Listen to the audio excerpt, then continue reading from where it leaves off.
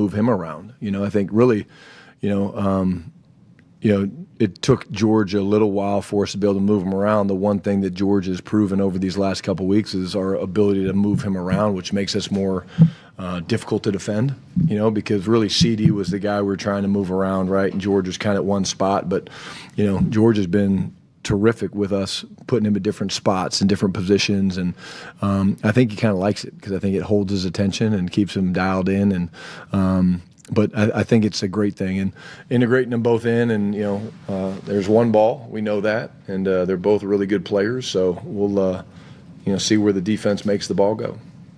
And as that Cowboys head coach, there's a lot of firsts for a first-time Cowboys head coach, and this will be your first 325 game.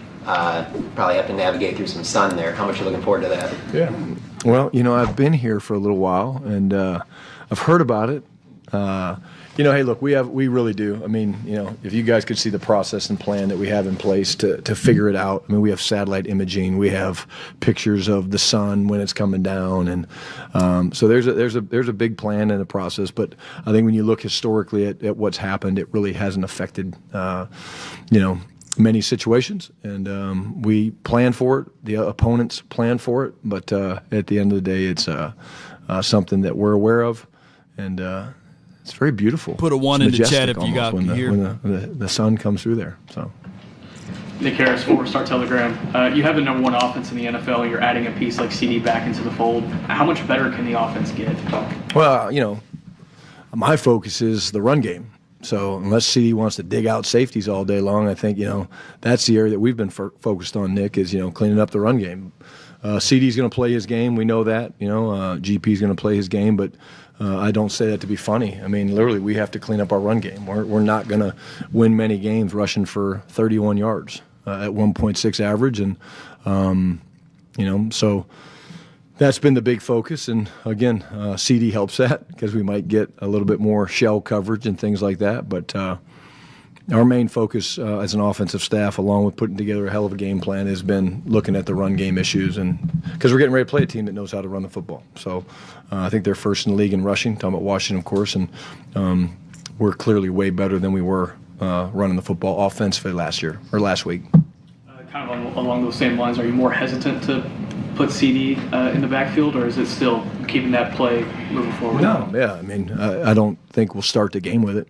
But no, like I said, I have no problem with that call. Injuries, you hate to see them happen, but they happen, and we'll still use him in a multiple. I was about to go live, spots. And then I realized the One press. last quick one. Miles Sanders went on season-ending IR last week. Is Phil Maffa a guy y'all want to open the practice window for? We're talking about different things. Again, Phil's been doing good with all his rehab and things like that, and a lot of things that we like about Phil. But there's other options out there potentially as well, and we're keeping all those options open. Oil in my beard. Tommy Yarsh, DallasCowboys.com. You talked a lot recently about parity and how this is kind of a week-to-week league. When the margins are kind of so close week in, week out, what can you do to create an edge for your team? What have you seen in the past that creates edges for teams and ultimately wins games in the fourth quarter, close games down the Yeah, I mean, again, I think, I've been very vocal about the importance of, the takeaway giveaway ratio. I think that's very important. I was surprised that, we won the turnover battle last week, but still lost the game. It's disappointing because I generally believe, when you win the turnover battle, you should win the game. And unfortunately, we didn't do that, and there's multiple reasons why. But, the beauty of it is, it doesn't matter who you're playing. Like when I talk about the Commanders to the guys, I'm not a coach that talks a lot about, okay, hey, here's Dan Quinn and here's Cliff Kingsbury and Joe Witt, and I don't go into all that stuff. Why? Because it's about us. It's focusing on us and what we do. Now, the coordinators break into more specifics about, hey, Terry McLaurin, he's really good. Jaden Daniels, really good. Deron Payne, really good, But, again, I want our guys focusing on us. And my message to the team this week was, we control our standard. No one else does but us. And if they continue to work and compete every day at a consistent level, there's my word. You guys know it. That's my word. If we can be more consistent, then we'll play and we'll find ways to win those games that we have come up a little bit short, whether it's a tie or a loss. But they got to be consistent with their competitive spirit every day. Do you feel like this is the most parity the league has had in a while? I feel like it's been this way for a long time, but because I mean, you know, any given Sunday, that term's been around a long time, you know. But there's a lot of parity, so I could see you could make that argument. I don't know what the stats would tell us, but you could make that argument. Garrett Podell, CBS Sports. Brian, you've worked, I think, alongside Dan Quinn a lot in 2022 as a consultant, and then we're obviously the OC across from him in practice as the DC. What's it going to be like calling plays against him in a game for the first time as Cowboys? Well, again, you know, I love DQ to death, but I think, you know, I think Joe Witt does a hell of a job for them. They're the 18th ranked rushing team. Again, I'll get Coach, back to they're Dan, not the but first like, rushing team. I learned a lot from Joe. I'm looking in at my the time stats. here. You know, you talk about a guy that's just a really brilliant football coach. Schotty said his that he was the number one rushing toughness, team. the way he demands. Hey, way down here. And the only reason I went to Joe is because I think, you know, my understanding he's Schotty been calling looking at? every play and doing a hell of a job.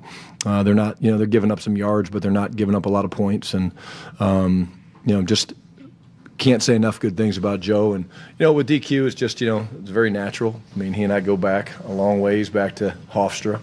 I didn't go to Hofstra like he did, but spent a lot of time together with the Jets. And then he went to my alma mater, Florida, and we stayed in contact. And then, you know, guy's a hell of a football coach, and nothing but love for him.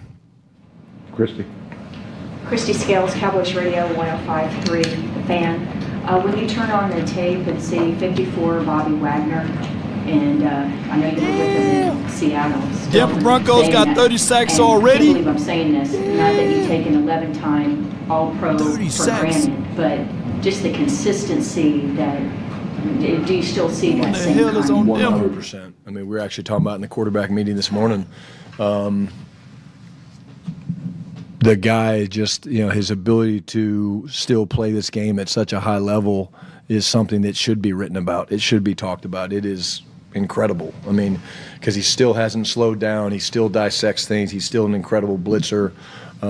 He just impacts the game so many ways. And a big part of us having success running the football this week is going to be trying to block Bobby, and that's really hard to do. But one of my favorite players of all time, I was telling the story, whatever year it was. He's in year 13, right? So was it 12 or 13 or 14 draft, whatever. I was with St. Louis, and we were in the war room, and I was the offensive coordinator. And we were trying to get up to get Bobby. We loved Bobby and wanted to get him. And There go Seattle Washington moved right right ahead of I us. guess he in was the second talking about round, this and, stat right here. and took him. They are I'll never number forget one. one of the personnel guys. It was one tied. of the area scouts grabbing his water and slinging it against the wall. And I was kind of like, man, what's the big deal? Like, you know, linebacker from Utah State. And now I look back, I'm like, oh, that's why. So, you know, he's an incredible player, but an incredible person, incredible dad. Heck, the way he's playing now, he could still play a couple more years. Joe Hoy, Dallas Morning News. George Pickens seemingly has a handshake with everyone. Does he have a handshake with you?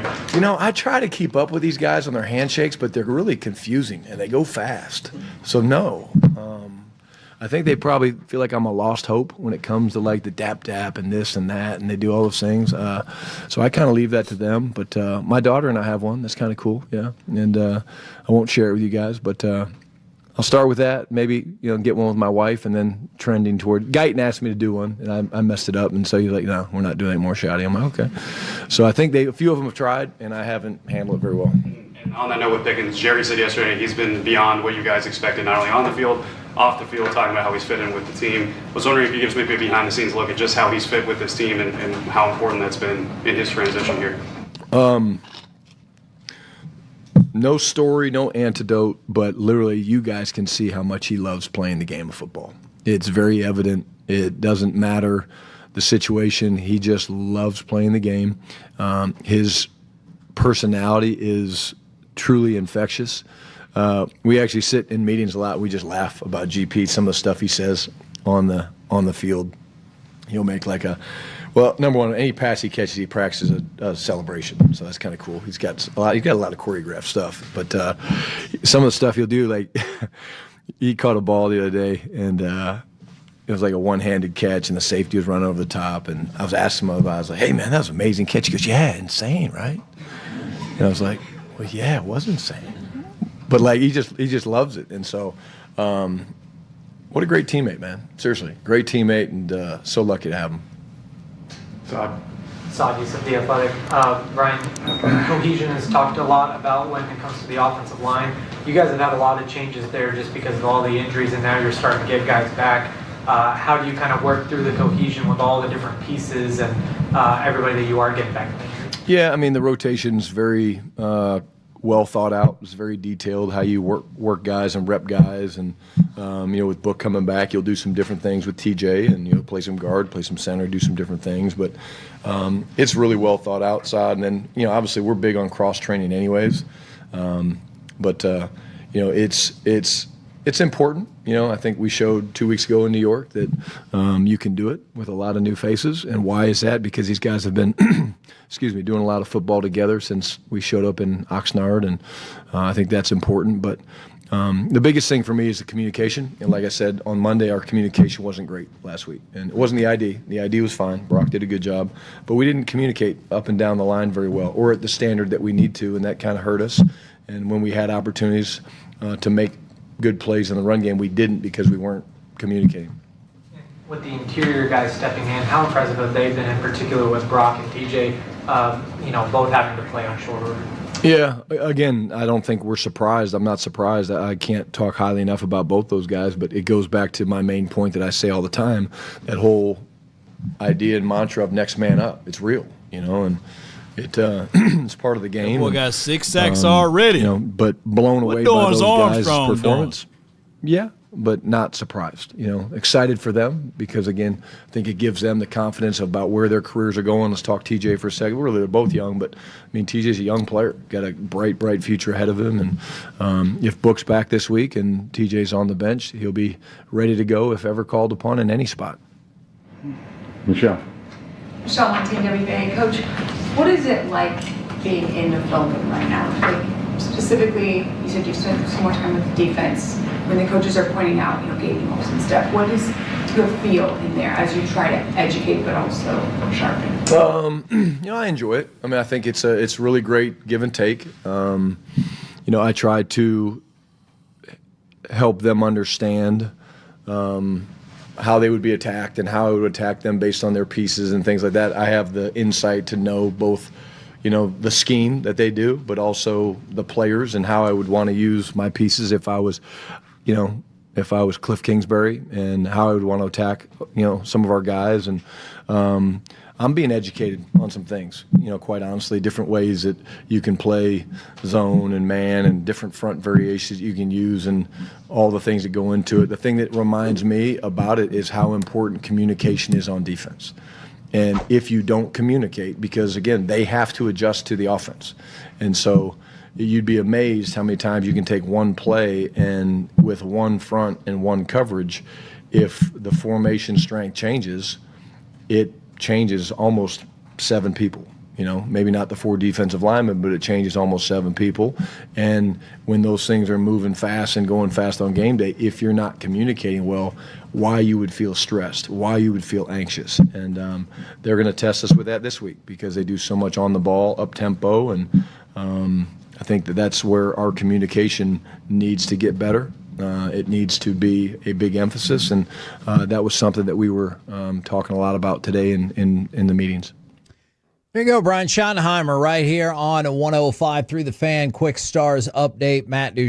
All right, so that was Brian Schottenheimer. I don't know when that interview all happened or all occurred. We do get some good news all together. I appreciate each and every last one of you all for tuning in. The good news, simple fact that we getting Cavante Turpin back. Come on with it, man. We need every help we can get on this team and for this team.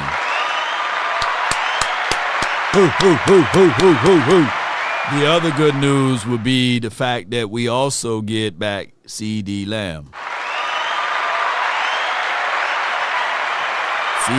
Dangerous Lamb. And last but not least, we get back Booker. According to the information.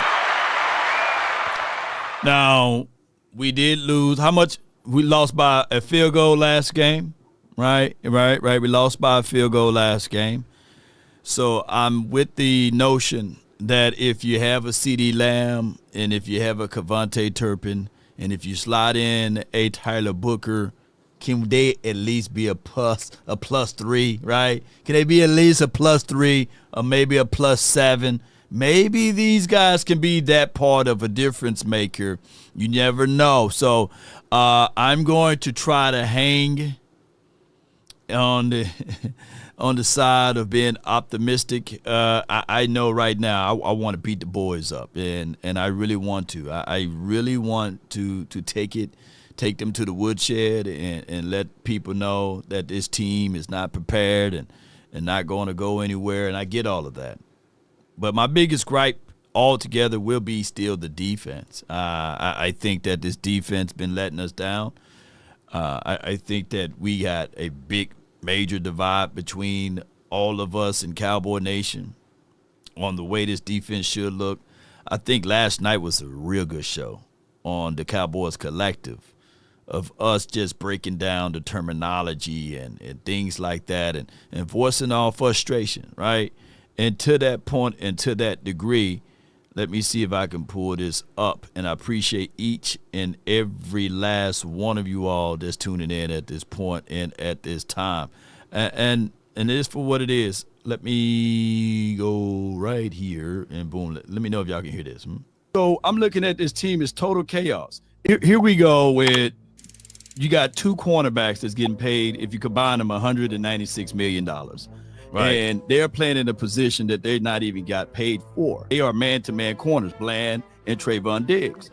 So he's basically got cooked in coverage. And he's continuously getting cooked. So I'm looking at across the board as it relates to the secondary or even on this team in general. I'm looking at this team as total chaos. If we can see that, John, Sky, and Foot sitting in these chairs, how come Matt Eberflus can't see this? And he's the 32nd rank in every main or major category on defense. How he can't see this, how he can't make these necessary adjustments, how he can't look at Donovan Wilson, look at what's on tape. This man got ironing board for hips. He can't turn. How he can't see that and put this man on the box or put him on the bench or put these guys in position where they got paid at. Yeah, so that's my that's my that's my drop right there.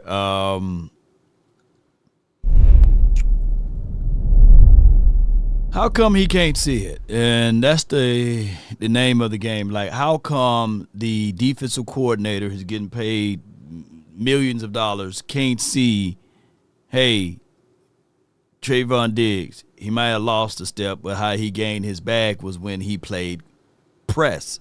And you got a $92 million cornerback. I'm only putting I'm being sarcastic when I put the number out there because that's what everybody tend to say, the money. So how come when you see Bland, of all people, when he's out there and you know that he's a press guy and you got him in zone, how come he can't see this? And how come we get a chance to see this and he don't get a chance to see it is all I'm asking. Jeremy Bates says, not ironing board hips. Yes, I'm gonna go upstairs and I'm gonna grab my ironing board and I'm gonna pull it out. And that's what it says whenever time I open it up, you know. And I'm trying to be optimistic as much as possible. I think that we get beat down enough from the 3-ladder to 4-ladder networks, and of course we get beat down enough from others, and I'm just trying to figure this out because all I want it to do is win, you know, and replacing your coordinator now is going to be too hard to do, but what can we do in order to excel? Let's listen to this right quick. Wasn't one of these people after game 2, after game 3. You got to change out Eberflus, right? Mm-hmm. Like, you bring someone else in. What are you going to do? Still try to have some time for his system and learning, and he is a long-term coach in the league. There is a point, though, that comes, even if you don't have the promotion answer from within, someone just as good or better, which resume-wise you clearly don't, there just has to be a time in life where the person that's there, we don't have the replacement right now, but that person needs to go.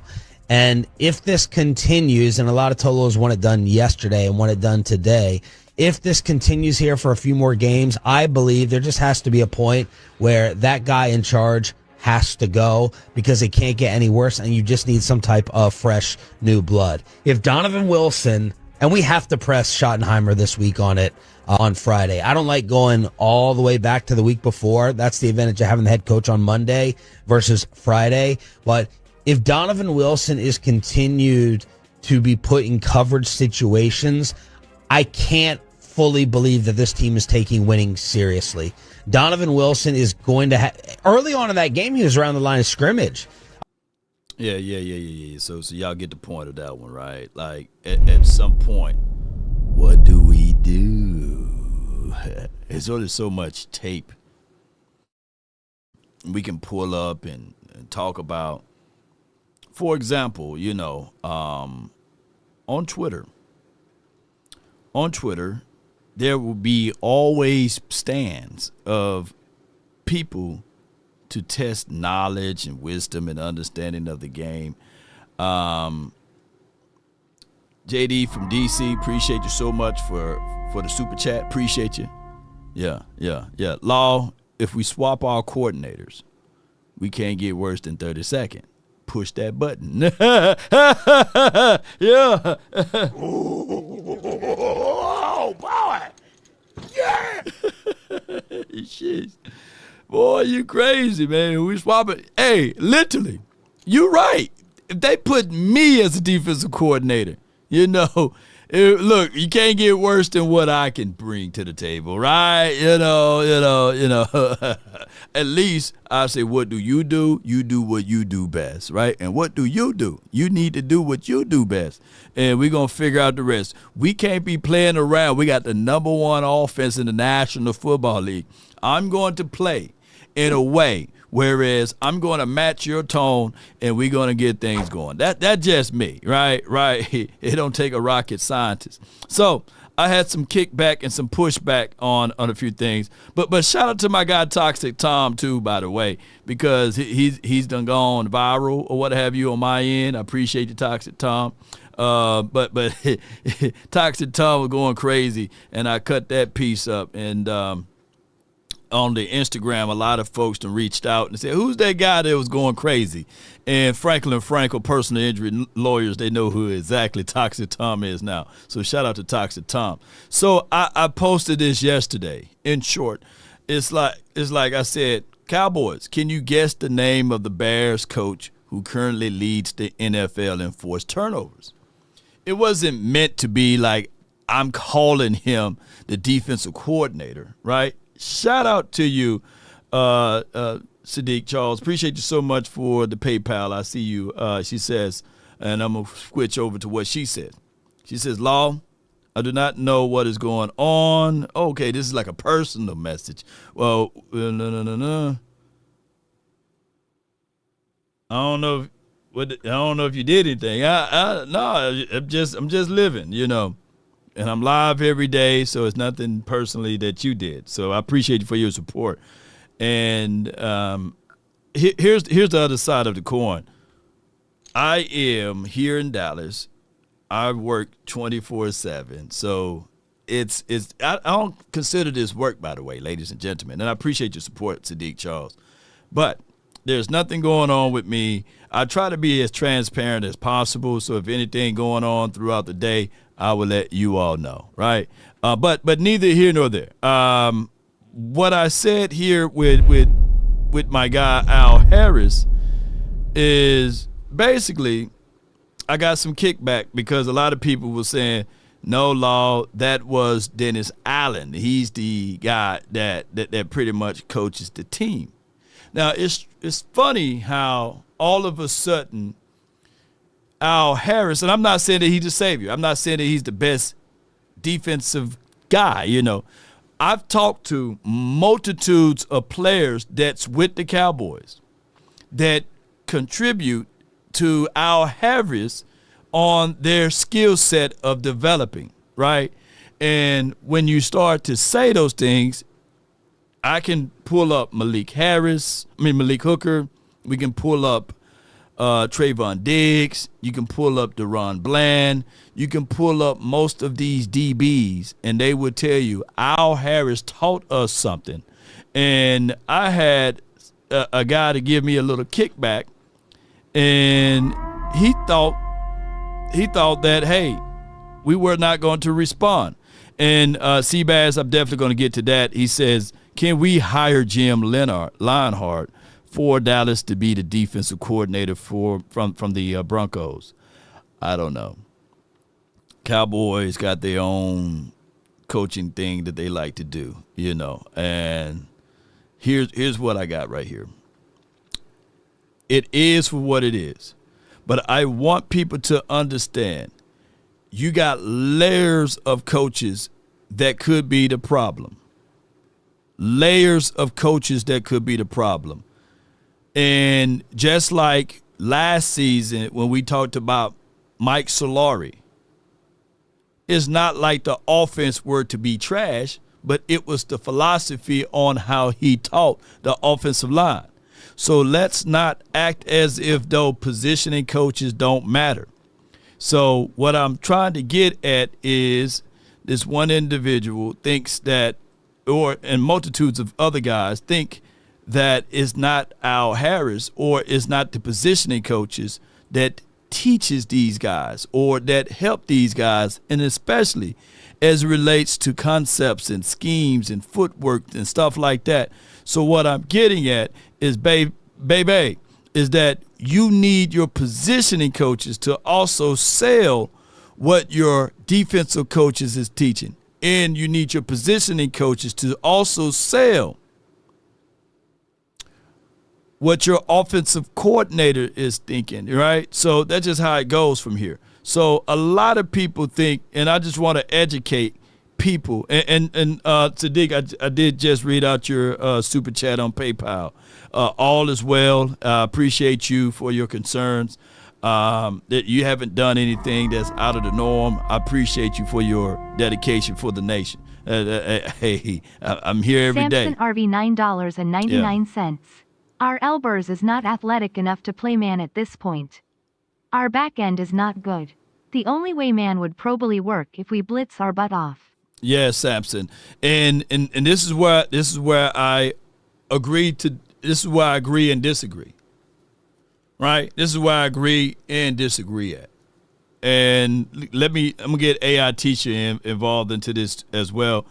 And basically, this goes back to the gentleman who says, so you're skipping over Dennis Allen and the defensive coordinators to prop up Al Harris. Well, this goes back to this point right here, and give me a few seconds here. I'm going to let the AI Tisha go ahead and read that out for me. Quick education class for you. Al Harris is the one actually teaching the drills, coaching technique, footwork, press coverage, and hand placement on the field with the DBS every day.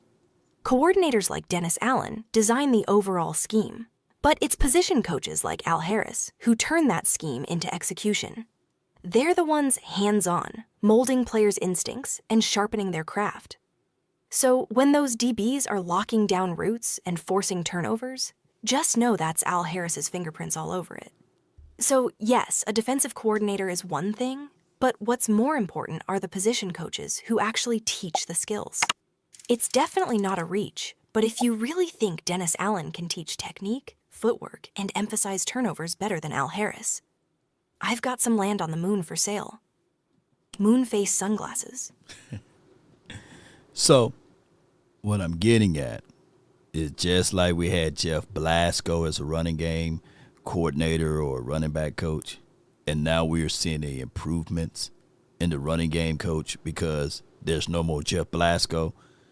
Coaches matter.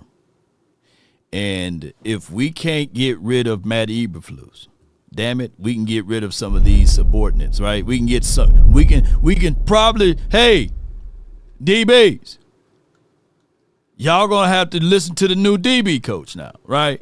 Or hey, this technique here, we gotta have to play better with leverage and understanding of the game. And Samson, like I said, the linebackers are not athletic enough for us to play man at this point. By us being 32nd ranked in most categories, they're not athletic enough also to play zone. So I'm looking at it from that aspect. If this team want to improve, they got to do something different. There's a definition of a word called insanity. Can somebody break that down for me, and let me know what is insanity, and let me know if that is the definition of doing something the same thing over and over again, expecting different results. Now, we do have help on the way. And when I was listening into the coach here, talking about a few things, one of the elements that pulled up was this right here. Let me pull this up right quick. And, I can stay on the defensive side. No, I'm going to the offensive side. Give me 1 second here. We're going to switch it over to the offensive side because I really want to beat the Washington team. I don't want us to lose against the Washington team. But so far, if I was a guy to tell you guys that on this team, the highest graded player so far, according to PFF, is a guy by the name of Donovan Ezaraku, y'all would tell me, man, you better fly a kite somewhere into the moon, or, man, jump off the highest bridge in Dallas. So far, Donovan Ezaraku is your highest graded defensive player on this team. Now, I'm not saying that he is the end-all, be-all, but if we ultimately want to win, and I know we can't go off of these doggone grades, but it got some realism to it. What we need to do is say to ourselves, what can we do to move further to get somebody else in the building? This is what I would say. Look at the lower tier teams. Look at the teams that's already waving the white flag. Look at the teams that already fired the coaches and see if we can make a valuable trade right now. But let's switch over to offense. The good thing about this team, we got Lamb back, we got Turpin back, and, of course, we got Booker back. Of course, we going up against the Washington football team, Commanders, that we know each other very well. Schottenheimer really knows Dan Quinn. Dan Quinn really knows Schottenheimer. Schottenheimer really knows what's the other guy, the defensive coordinator there? I forgot his name at the tip of my tongue. He really knows that guy, Joe Witt Jr., I believe. So everybody knows each other. So this should be a game of chess, not checkers. And this is a rivalry game, according to the Washington folks, because we so far ahead of the Washington team. It's sickening. So I'm looking at this, and I'm saying to myself, Dak Prescott need to have a hell of a game. This should be a shootout. This should be a situation whereas we score, they score. We score, they score. That's where we should be heading at in this particular game. And it is for what it is. Sam Williams need to play linebacker at this point. I like my guy Sam Williams. I think that he's a step delayed. I don't see him moving like he should be, and I don't see him going like he should be. And that is the bottom line. All right, so the Ricky Scoops, who's on the Twitter app, he states the Dolphins are actively shopping Jalen Phillips, a name to watch as the deadline approaches. Sounds like Miami is ready to move him. Also, the teams are calling about Bradley Chubb, Jalen Waddle, A-Chain. Just by picking off some of the guys from this team, you can improve your bottom line. You can literally improve your bottom line just by scooping up a Bradley Chubb and also scooping up an A-Chain. I like Jalen Waddle. Shout out to him, Roll Tide. But I think that right now we are kind of like, really heavy in wide receiver room. We don't need another Jalen. But I would love to have the quick button to get to something like what we're seeing with Detroit. one of the things that I wish I was able to bring up last night was the fall of the expectations for Jadon Blue.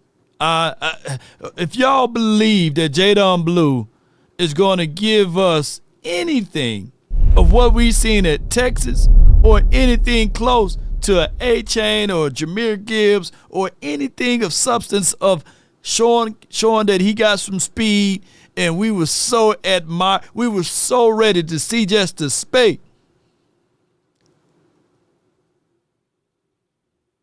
Do any one of you guys know of that right now? Sheesh. I'm convinced Blue ain't right now. This is Trey Maddox. Hey, I'm damn near about to take the Blue Magic drop off my board, Blue Magic. And I know it's only been 2 games. I know we don't want to throw the baby out with the bathwater, but sometimes your confidence can get shot real too quick, and then sometimes a lower body injury like an ankle or a foot can really slow you down. I don't think that he forgot how to run, but I think that it is for what it is. He's looking very, very timid and slow. Yeah. We ate having the blues. We hate having the blues. I feel you, Big Amish. Yeah. I'm over it too, Law. Yeah. So I'm thinking like the direct aspects, the direct path to being better than what we are doing is going out there and willing and dealing and getting those small little few pieces to get things going. And that's what I would look at from this aspect of it. Yeah, so the Cowboys need to figure out ways to improve that bottom line. Here's Nate Newton on he never lectured the Cowboys fans. And fans, when you pay the amount of money that these people pay to go up into that big spaceship over there, yeah, let these people think what they want. Yeah. If they believe that the Cowboys gonna win and they should think that the Cowboys gonna win, they have a right. Mm-hmm. I tell people, man, when you go sit up in the press box and try to tell people that, hey man, well, y'all to think this way and y'all to think that. Got a super chat, man. Big Nate Newton preaching, man. JD from DC. Which team are actively shopping defensive coaches? Asking for a friend. Mid-season defensive coach would be diabolical. Programs need to be installed. Trust need to be installed. You earn that during training camp. You gain the levels of respect during training camp.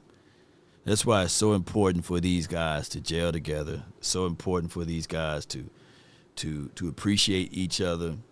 And look, I'm going to say the same thing that John Machota said last night. And it's not like we all thought that Matt Eberflus was going to be this bad. Nobody thought that he'd be 32nd bad, right? We thought for sure that with his continuity and by him knowing linebackers, because he's the linebacker whisperer, that he will have his vision-based defense and everything will work out well. And most of us, everybody, and a lot of y'all reneging too. A lot of you guys reneging. Because a third of you guys were saying, hey, man, don't worry. He's going to pay MP anyway. They always do this. Who's old enough to remember the people that said, don't worry about it, man. They're gonna pay MP. They just what the Joneses do. They wait till the last minute. They're gonna pay the man and he's gonna be on his team. And the argument for us, we were saying that, hey, let's go ahead and get this guy paid so we don't have to relive the moments of what we've seen with what happened with Dak Prescott and what happened with CeeDee Lamb. Just go ahead and pay the man first. But none of y'all really saw that him going to the Green Bay Packers. I'm quite sure Matt Eberflus didn't see this happening too, right? So we got to understand that part of it, right? So at the end of the day, It is for what it is. It's not to prove anybody wrong or right. We are Cowboy fans. All of us, most of us was fans before he even was here. And I'm talking about MP. So we got to contextualize that. So here's our only problem is with this team on the defense is the lack of sense of urgency. Kenny Clark, what I'm going to say again is what I said last night on Cowboys Collective. So many folks wanted to argue with the fact when I said, hey, he's not a run stuffer. He's a pass rushing defensive tackle. He shoots up field, get up really great.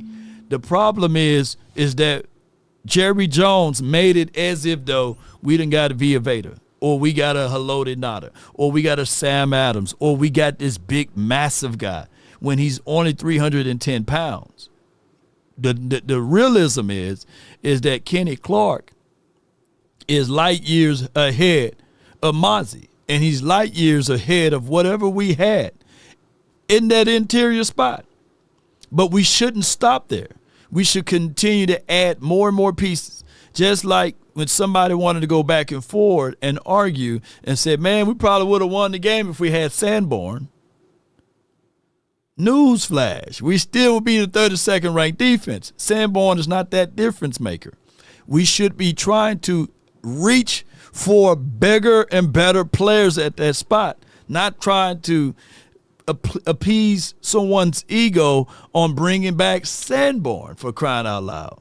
Yes, Shamar James going to have his rookie's mistakes, but Sanborn is not a rookie. Yeah, so it is for what it is. And Cowboys, I love this team, but I'm not trying to win in 2029 and 2030. Trump will be out of office by that time. It'd be a whole different world. And we thinking about winning down that stretch. The world probably won't even be here. I'm trying to win now.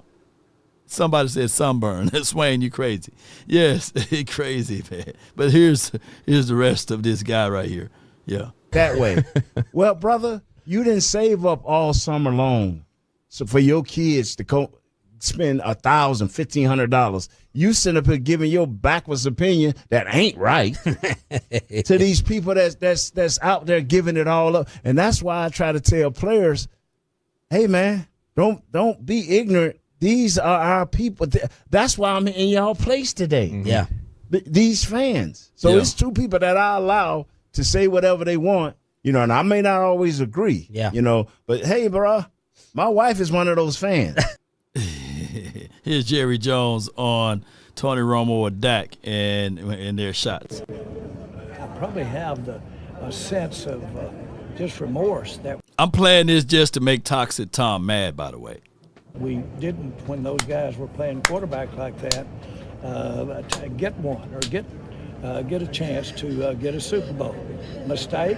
You don't think that I didn't jump up a lot of mornings in those years that we've had Dak or we had Romo when they were ready to play and say, let's get a Super Bowl. And it'd be done. I didn't say let's don't, for instance, I'm being tongue-in-cheek, but it wasn't a mistake. What I regret is that we haven't been able to get it done. We have been around the rim a lot. I've got to say this. If you'll look at their winning percentages over the 10 years that each of them. That brother said, boy, hey, man, at this point, we got to laugh to keep ourselves alive over here, man. Look, laughing will keep you alive. Sometimes, look, let's not be so serious, ladies and gentlemen. And maybe Jerry Jones is talking about another rim. And he got cheeks beside it. Maybe he ain't talking about a basketball rim. Yeah.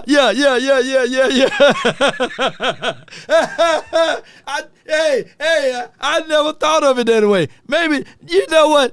It was our fault. We contextualize it as a basketball rim, being around the rim. Jerry's not even talking about the basketball rim. He's talking about another rim with cheeks. We have been around the rim a lot. I've got to say this. if you'll look at their winning percentages over the 10 years that each quarterback here, 10 or 11 years, you look at those winning percentages on those teams, and it's probably 5th, 6th best winning percentages in the NFL. Now, I know you're going to say those playoffs are at the bottom, and so obviously are the Super Bowls. And I don't hang my hat on having teams that are playing well enough to have a shot at it. I think this team has a shot. Alrighty. I think some of those teams did. Somebody said, all right, now let's go. Hey. Whoever this dude is right here is all you need to know about this video. You know, hold on. I'm going to freeze everything.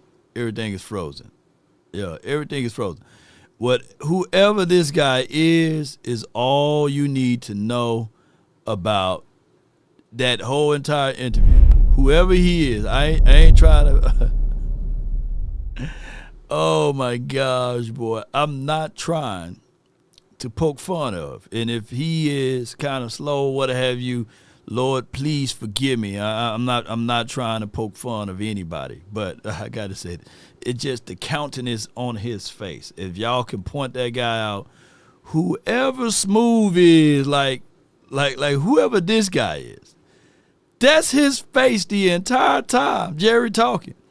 Whoever that guy is, and if you in the chat, or if y'all know that guy, if he's your uncle, you know, or your daddy, my apologies. But whoever that guy is, the entirety of that entire interview, his face was fixated just like that. Don't look at Jerry's face. Look at the guy with the glasses, you know. Whoever that guy is, that's his face the entirety. It don't move. It don't even glitch. It's just him, you know. Angie says stop. Now, these two fellas right here, I know what they use on their faces. And I'm going to tell y'all, you can get that same smooth face when you check in with our partners. How to be an Atlas man. First, gently glide your House of Atlas razor with the grain to ensure a precise, comfortable shave. Then, drop your transmission with nothing but a spoon. Anything's a tool in the hands of an Atlas man. Now apply Atlas Calming Aftershave. Welcome to the top. Welcome to Atlas. Be the smoothest guy in the room. Durable blades for long-lasting smoothness. Precision trim edges for detail and also cutting those sideburns. With a stabilized stainless steel for a smoother shave. Dermatologist tested, comfortable, smooth glide. This will be your number one blade in the world. And all you have to do is remember House of Atlas. Shave with the best. No doubt, man. And shave with the best, and you have that firm, smooth skin and face, just like these two guys right here. And like I say, somebody said his name is Dewey, you know, and my apologies to the Deweys or what have you, family. But if you want that smooth face, you download the information in the description. Come on, camera, get your butt together. Cameraman, come on, camera. Come on, get you the flexible head. I know you can't barely see. Come on with it. There you go. But trust me, this is the razor. I ain't using it on my face yet. But you can get your flexible tilt of a razor with Atlas. Just use promo code LAW and get them things going for Law Nation and also you, because you get discount when you use that. That's Dewey. He got the syndromes. Oh, my bad, Law. Oh, man, my bad, y'all. My bad. Dang, man, I didn't know he had syndrome. My apologies to Dewey. But Dewey was just looking at Jerry like, I may have the syndromes, but man, you know. But neither here nor there. Cowboy Nation, I feel bad now. I do feel bad, man. I'm going to feel like cutting the show off. All right, and apologize to Dewey, man. I didn't know Dewey was that guy that was going through that situation there. Let me see what going in the right direction. And what do you say to the fans who want him replaced? I jumped at it when I saw we had a chance to get him. I still feel as strongly as I did today. We brought him in here. Let me boss Cowboys Sports again. What do you say right here? Why is Eberflus still the guy to get this defense going in the right direction? And what do you say to the fans who want him replaced? I jumped at it when I saw we had a chance to get him. I still feel as strongly as I did today. We brought him in here. Boy, damn, boss, you sped that up real quick, man. Yeah. They talked about parity in the league. And they talked also, let me just go to John and show the page. I appreciate y'all, man. Appreciate y'all. This was the updated news just a few minutes ago. And it's lovely to see Dangerous Lamb out there running and ready to do his impressions of what George Pickens been doing for the last 2 weeks. He said, yeah, my ankle, I'm ready to get back out there now. Hey, it was good for you driving in my seat, but that's my car. And that's my seat, get out of my chair. And I love the fact that CD is coming back, and you guys can see him out there in practice. They said he was really good today. And it's crazy how much or how taller George Pickens is over CD Lamb, but they're listed almost as the same height as it relates to, the stat sheets or what have you, as far as statue. It's crazy how big George Pickens is over CD Lamb here. We need that, and I can't wait to see what CD Lamb is going to do out there on the field. Shout out to my guy Corey. And I didn't know if I read. Yeah, it's my guy Corey right there. I want to see if I can find that clip of Jerry Jones talking about George Pickens. Hold on, let me find that clip right quick, ladies and gentlemen. And there we go. Sit here and, as you know, that even has a competition to it in its very aspect of it. He is doing more than we could have, than we did expect, or that we could have expected. And what's really special is he's a real plus to have around the team. He's a real plus around his teammates. He's a great plus around those coaches. And those coaches really think highly of him. And so he's not only doing it on the field, he's doing it as a part of the team concept. That's very important, and in his particular case should be noted. But we'll weigh that. We knew full well that if things really went like we want them to go, that certainly we need to think about having some room available if we're going to pay a second receiver at that level.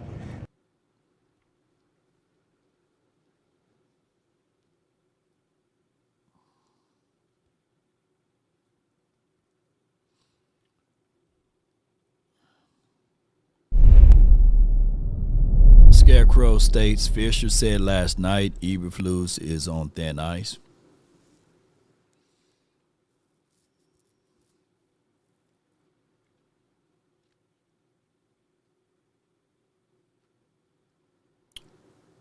How thin?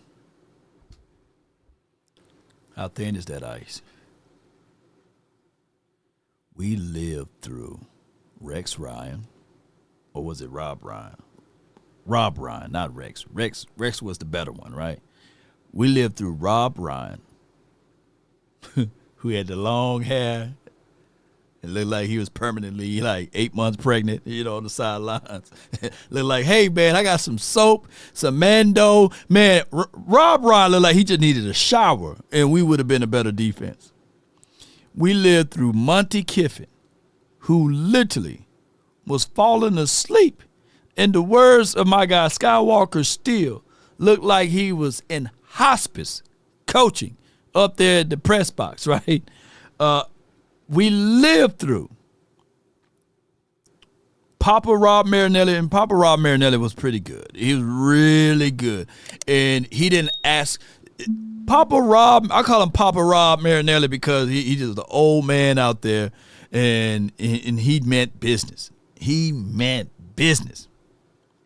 And I fought Papa Rob Marinelli one time. I fought him for one time. He went through all of those years. And the year that he's supposed to keep his mouth shut, he drafted Tristan Hill. I was sitting like, come on, Rob. Rod Marinelli, you didn't have to bang on the table for Tristan Hill. You could have kept your orphans, but that's a whole nother story. You know, we lived through that. We lived through Mike Nolan and Jim Tom Sula, right? I like Dan Quinn. I just didn't like the way he sabotaged his team in that Green Bay game. I like Dan Quinn, though. I like Dan Quinn. I like Mike Zim. I understood what he was going through. And then with Mike Zim, I respect a man that know his worth and his value and understand his Swedes. I think that Mike Zim, his old lady is what, 25, 30-ish, give or take. And he said, you know what, I'm going to take my millions, I'm going to get on a boat, and I'm just going to live out the rest of my life getting some good stuff done to me, right? And occasionally just do the booty rubs, and I'm good. I don't have to do anything else. And I can live off of all of the years I done worked hard for, right? And now you mean to tell me that not even halfway through the season, that this dude, Matt Eberflus, is on thin ice? They going to get rid of Matt Eberflus, but we kept all of them other defensive coordinators? I don't think that's true. I don't think that's true. It's not true. I don't think that's true, y'all. I don't think that's true. I think that the Cowboys going to weather the storm, and he's going to be here, and he may have 2 to 3 years here, but not just one. You know, no way. You know, Eberflus done get no buns, man. Oh wow, Zimmer is living the dream. You know. Blue Magic. Yeah. Zim is living a dream over there, man. He ain't going nowhere. Blue Chew Zim. They probably call him and say, you coming back? He like, nah, man. You see what I got over here, Jerry? You got allocations. I got real situations. You know, 2 different storylines. All right. With that being said, let's listen in to this right here real quick. Sleeper is the #1 fantasy sports app. It pays to know sports. Pick more or less on top players. Your first pick is on us, so start winning now. Play in Texas, Georgia, Minnesota, and 27 more states. Pick anytime across all sports, pregame or live. Over 10 million players are already on Sleeper. Make your picks count. Score up to 1,000 times your cash. Join today. Get up to $100 credit using code LAW. Call your shot on Sleeper. Download now.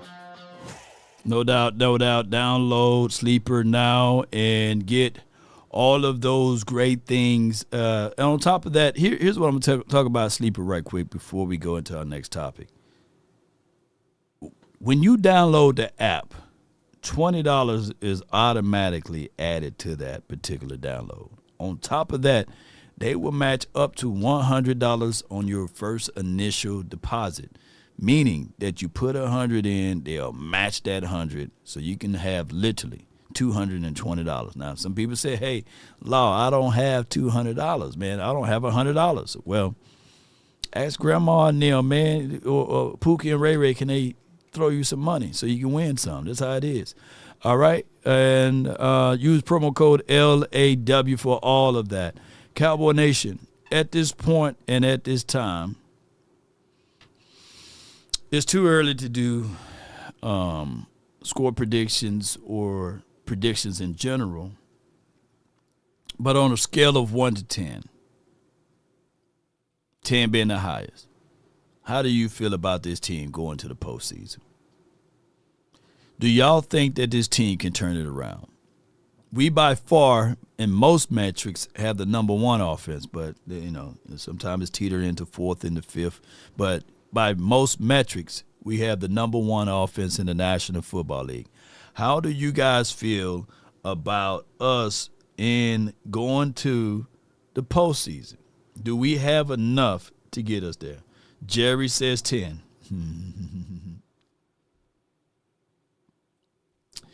And 3.5, Swain, Guru 2. Oh, hold on, I got to get y'all information here. Yeah. Let me see what y'all got here. A -2. Scarecrow says 6. Man, faith is gone. Man, y'all got no faith in this team. 3, it depends. 5. At least put 5 in there, man. Y'all can at least put 5 on it. We got nobody have faith. Damn it, I'm at a 7. Come on with it, man. Y'all beat me up, man. I'm at a 7 at least. Can I get somebody with an 8 or a 9? Angie says 10 for offense. A 0.1. All right, I'm at a 7, man. Look. I know it's doom and gloom.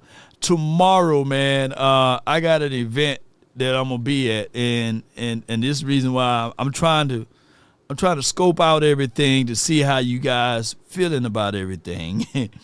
But tomorrow I got a real event that I got to be at, and y'all know Clarence and John Jock or Gene Jock Taylor, they finna go at me, and I need to have me some type of firepower. I can't have them boys beat me up because they gonna call me delusional. They gonna call me crazy. Come on with it, somebody with me. Yeah, immortal. Let the AI speak on it. Immortal Legend $5. 6 or 7. I think they may need to be the team who does the fire sale before the trade deadline. They need too many defensive pieces. Right. Ooh-wee. Hopium, and you're right, we do need to find a team with the fire sale, and we're going to go over those teams in a few seconds. But it will be me, of course, Clarence Hill. And do y'all know who 76 is? Do y'all know who that guy is? And his last name is Adam. Yeah. Do y'all know who the hotel is? And he will be in the building. It's Smoke Chemistry.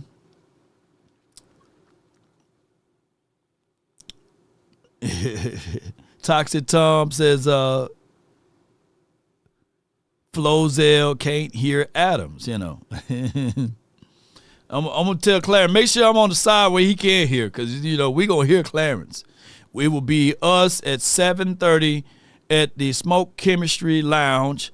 It's in Arlington, Texas, 1003 Collins Street, Arlington. So come on out. Don't meet us there. Beat us there.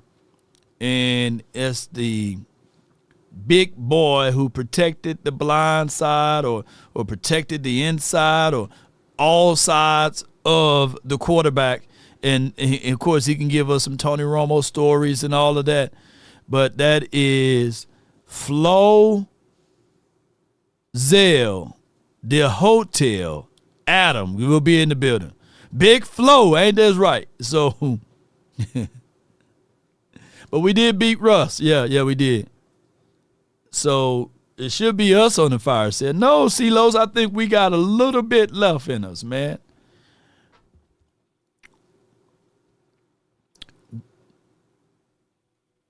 If we beat the Washington, where did that put us at? Let me play this game. Not stats. Let me go standings. If we beat Washington, where would that put us at? Do that put us in second place? Because 3-3-1 is a whole lot better 3-4, 3-4.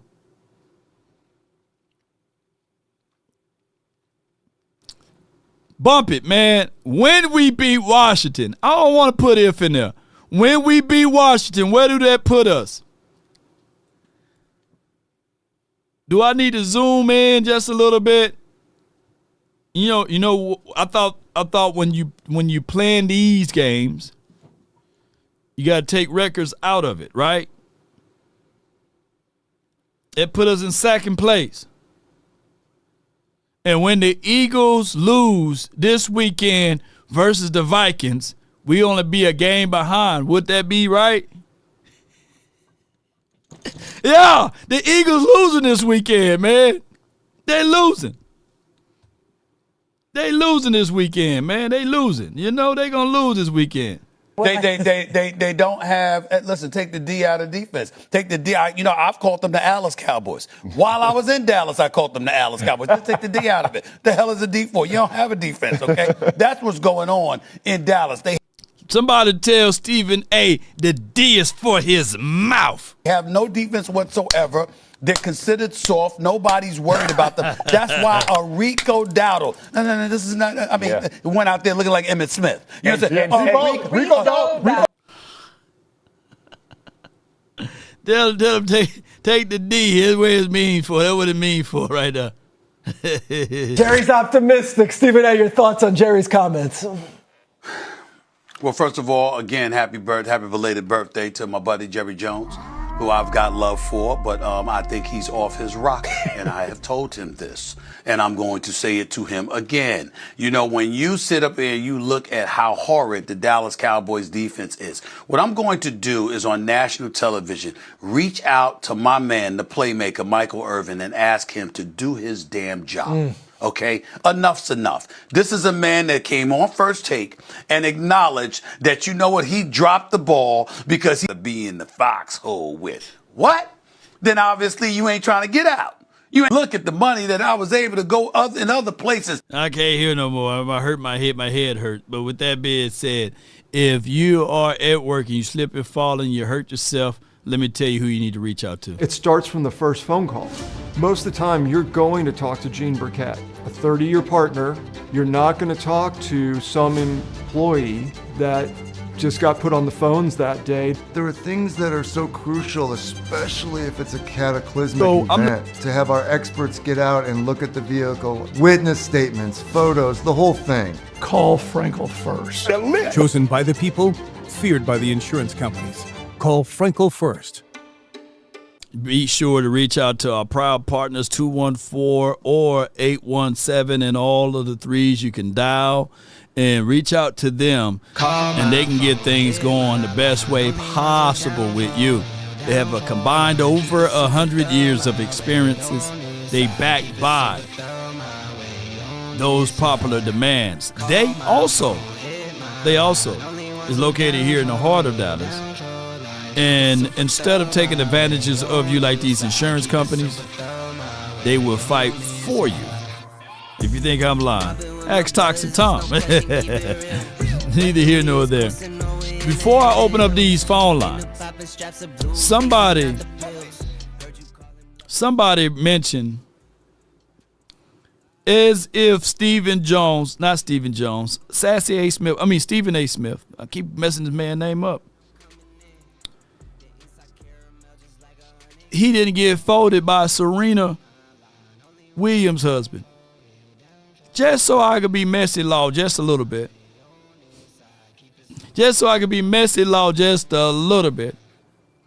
This video done did over 1.2 million views. And let me tell you, it's rightfully so. Let's listen to it quick.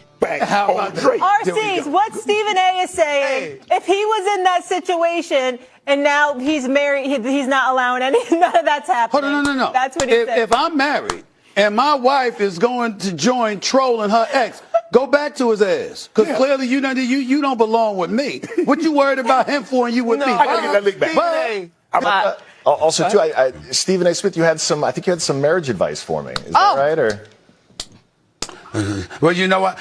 Listen, I didn't. People, headlines are headlines. We can get into that another time. But I was hoping you were going to be here. I am not qualified. Married? Right. Oh no, not me. Well, I ain't qualified, my brother. I'm not qualified. I was going to ask because you hadn't been married before, right? I am married. No, see, he hasn't. Okay. Yeah, because I give advice to plenty of founders who want to build billion-dollar companies, and the reason I do that is because I build billion-dollar companies. Yeah. So I generally try to stay in my lane as advice. Then we'll talk marriage advice later. All right. She's 13 years strong. We got you. Alexis, thank you so much. Athletics NYC 2-night event in New York. Incredible. Stephen A. folded like fresh laundry.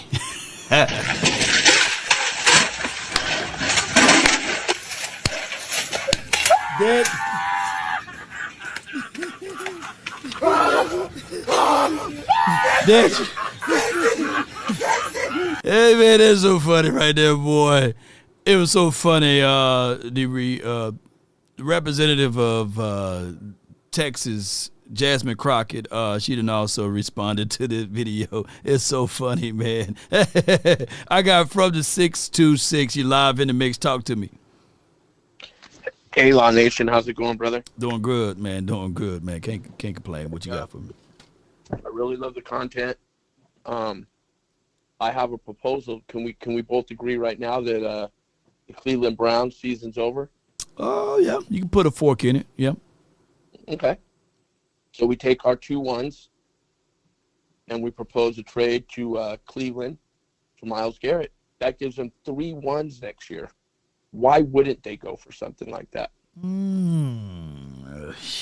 3 2 1s. You got their 1 next year, which is going to be a high one. We got our, and then we got the 2 1s that we have. Oh, you talking about swapping a 1, like swapping? Wait a minute. No. I propose those 2 1s that Dallas has next year. We got our number 1 and Green Bay's number 1. We send them to Cleveland for Myles Garrett, and next year Cleveland will have 3 number 1 picks.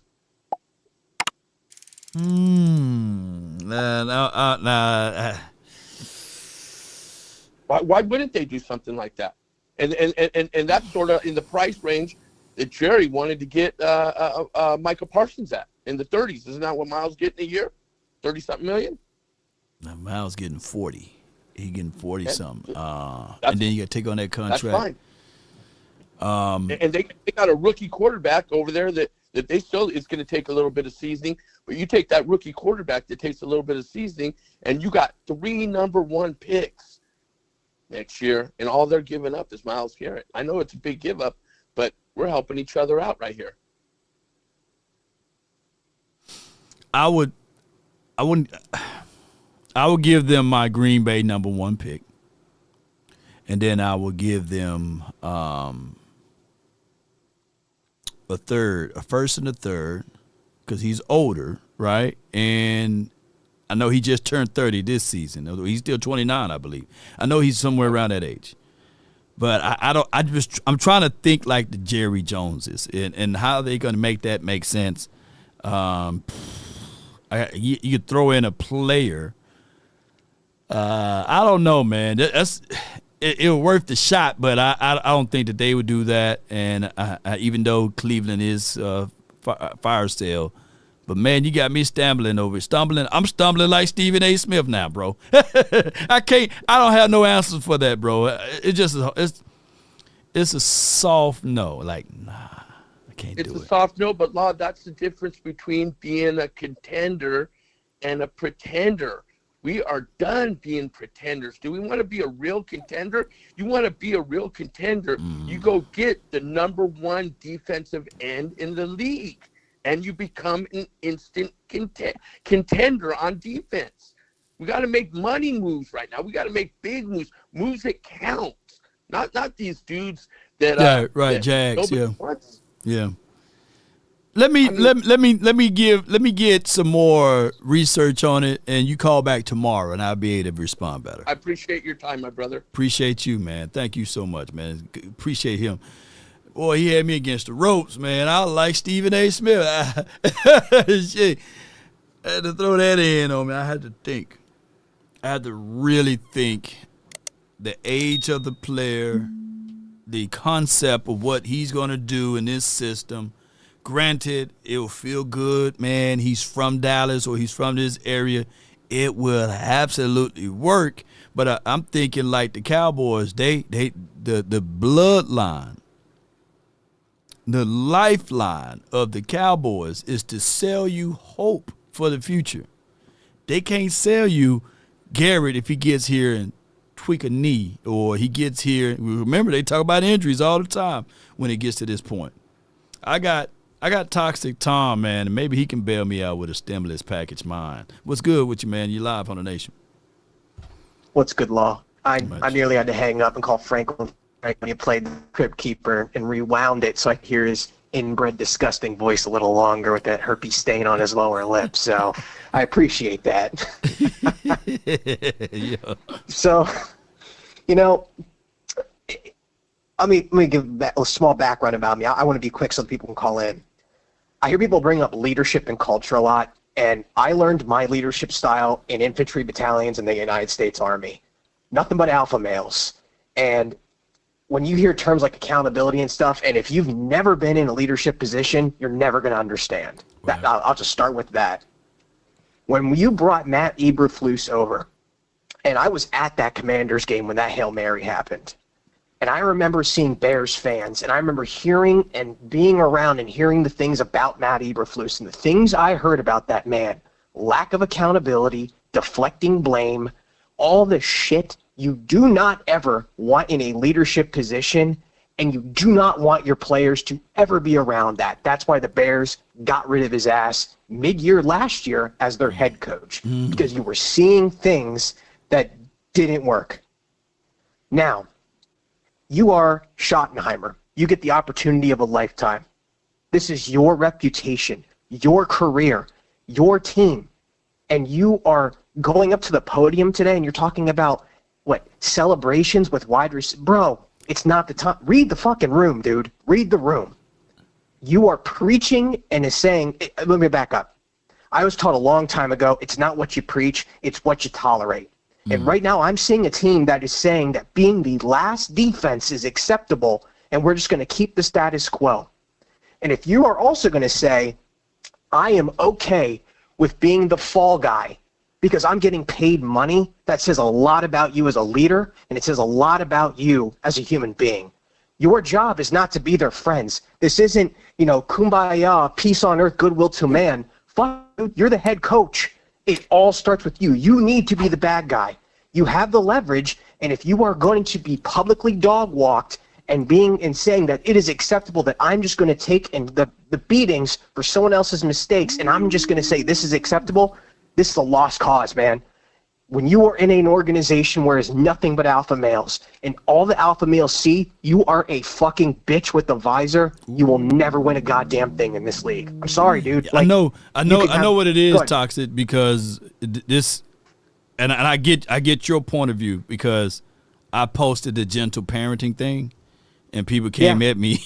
They came at my ass with the gentle parenting thing, and I'm looking at Schottenheimer. He's the gentle parent. I don't think that he's going to raise his voice, and they said that he'd do it, but I don't think that he's going to challenge Matt Eberflus to be better in that spot. And he's going to. Then why are you here? Then why are you here? I just, you are in a position where, if you want this job, that's great, but I'm the type of guy that I could never accept a job to work for a guy for Jerry Jones. I don't care how much money you pay, because based on your dignity and showing other people that you have a price, you can be bought and you will be walked over. I can't follow somebody like that. I can't take someone like that seriously. I can't ever think that this guy is ever going to have my best interest long term because he's a snake. It's, as they say in there's a show called it's on Apple Plus. Plus, okay. What is it? It's a spy show with Gary Oldman, but they talk about London rules versus Moscow rules. London rules state that cover your ass, someone's always going to be paying, make sure it's not you. Moscow rules says trust, understand that it's survival mode. And I'm sorry, but if you're going to be the pickle dude that it's always going to be someone else's fault and stuff, people are not going to want to follow you long term. You saw it with Mike McCarthy. You saw it with Jason Garrett. You saw it with Wade Phillips. And now you're taking this job. Look, man, at the end of the day, I'll do what Skywalker Skeel said. I'm the type of guy that would walk into that office, be ready to get fired, and say, either you get rid of this guy because I can't lose the locker room the first year, or I'm out of here. Make your decision, Jerry, because you will not walk all over me. And if he's willing to accept that, brother, we just got Jason Garrett with a visor and a cute little catchphrase.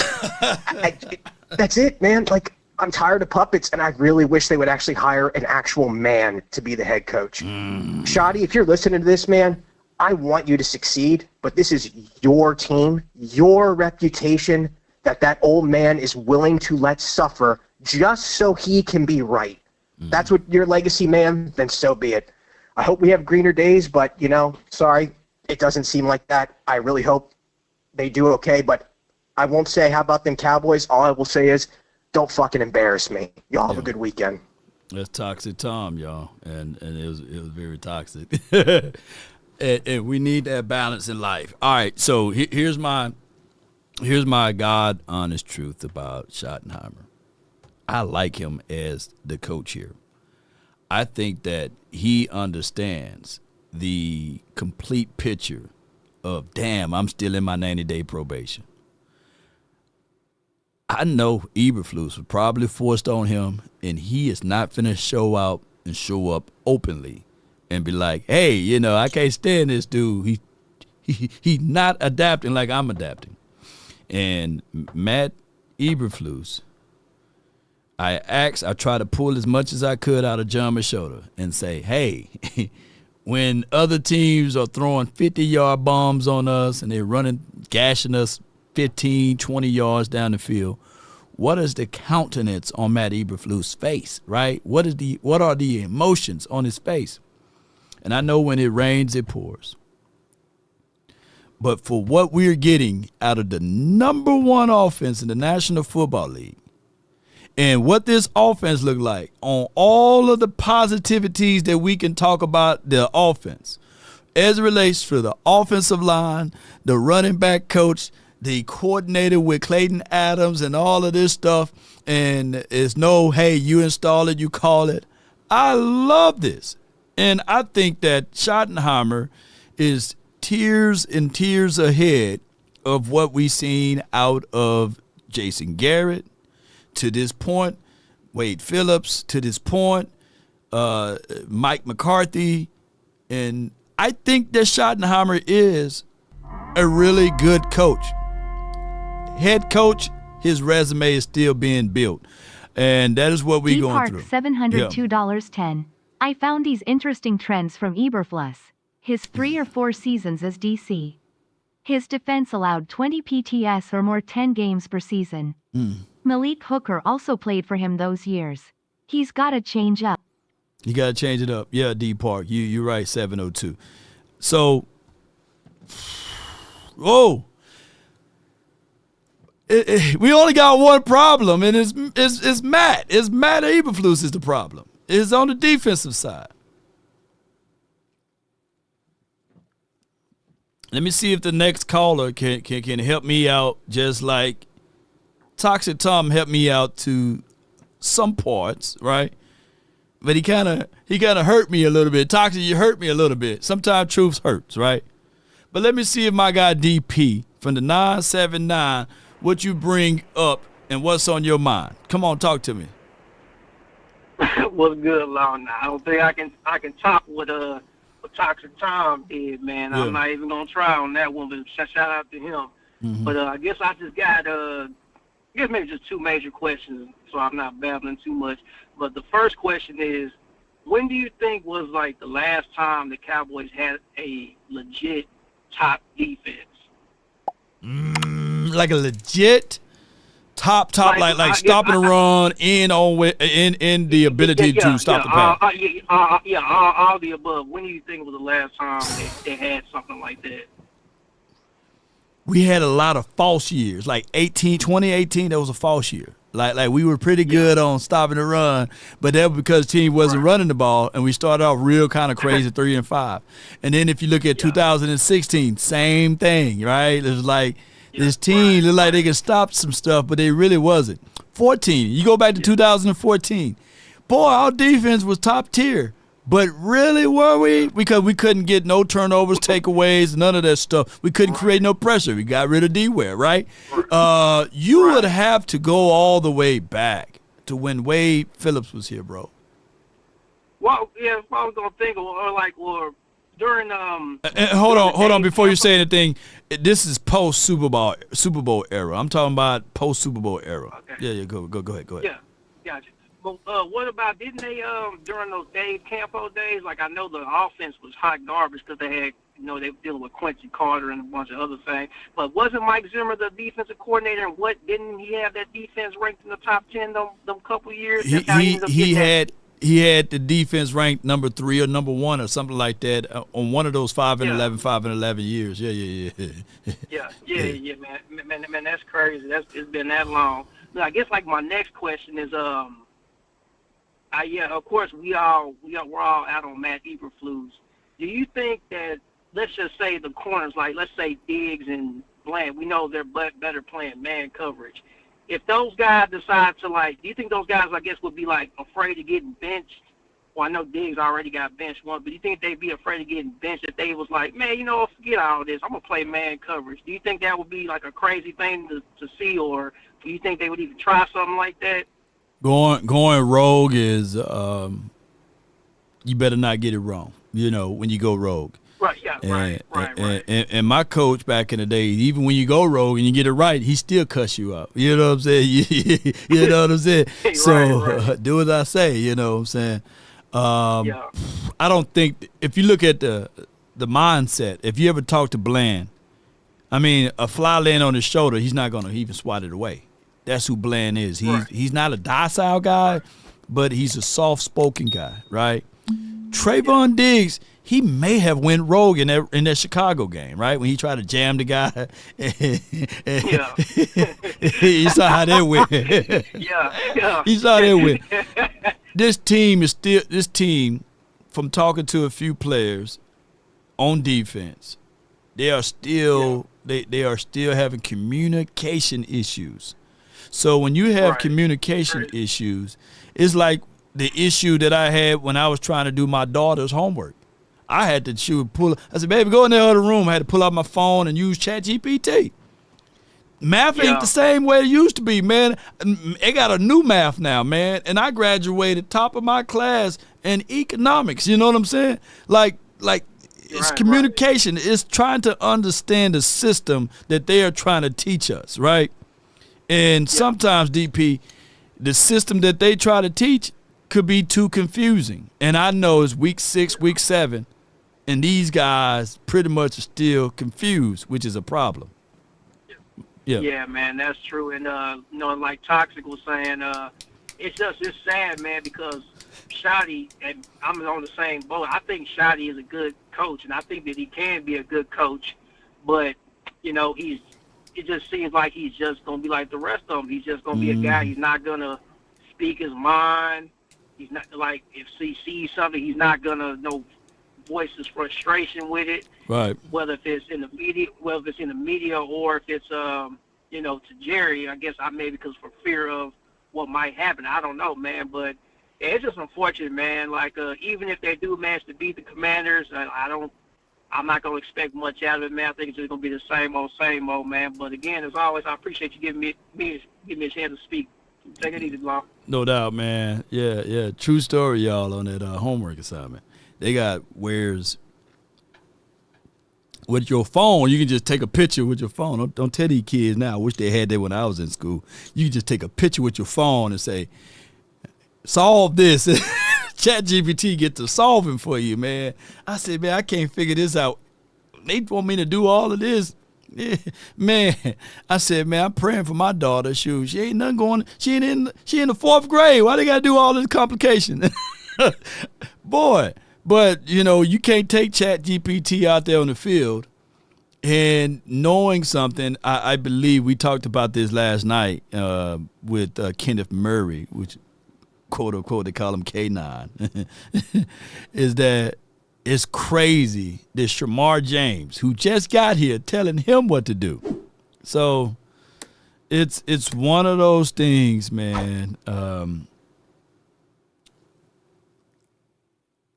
I don't think that Schottenheimer and Matt Eberflus is on the same page. And like what Toxic Tom said, you know, Schottenheimer should have the gonads to say, hey, get this stuff together. Compromising is a real thing. If you don't have the ability to compromise, then you don't have the ability to be the leader, you know, a leader, to compromise just a little bit. But also you got to call out some bull sugar, you know what I'm saying, when it's necessary. And some people say, hey, he may be doing that in closed door, but sometimes you got to do it in public. Sometimes you got to do it. They're like, look, my mom, may she rest in peace. She was a stern woman. She didn't allow us to bring D's and C's home. And I was an average student until I got up into high school. My other brethren, they graduated with a 4.0 GPA. One of them had a 4.2.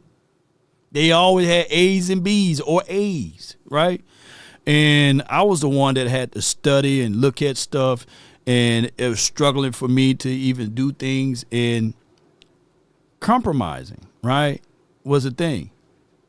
But that evangelist, Carrie, you wouldn't think that she can cuss and cuss. I'm talking about cuss you clean out as she pulling the belt and whooping you. Yeah. And you try to put that hand back there. You know. But you thinking, wait a minute, that lady's supposed to be a saint. So what I'm getting at is that Matt Eberflus, somebody need to cuss him out. Somebody need to say, hey, I get it, you know. I mean, we gave you week 2, week 3, we gave it to you, but now it's going to be week 7, dog. We seeing the same mistakes that we saw week 1, week 2. Now, we can talk about that you don't have your number 2 pencils, you don't have a sheet of paper. Those are excuses, bro. Those are excuses. Coach need to point them out and give them a whooping. Cuss them out a little bit.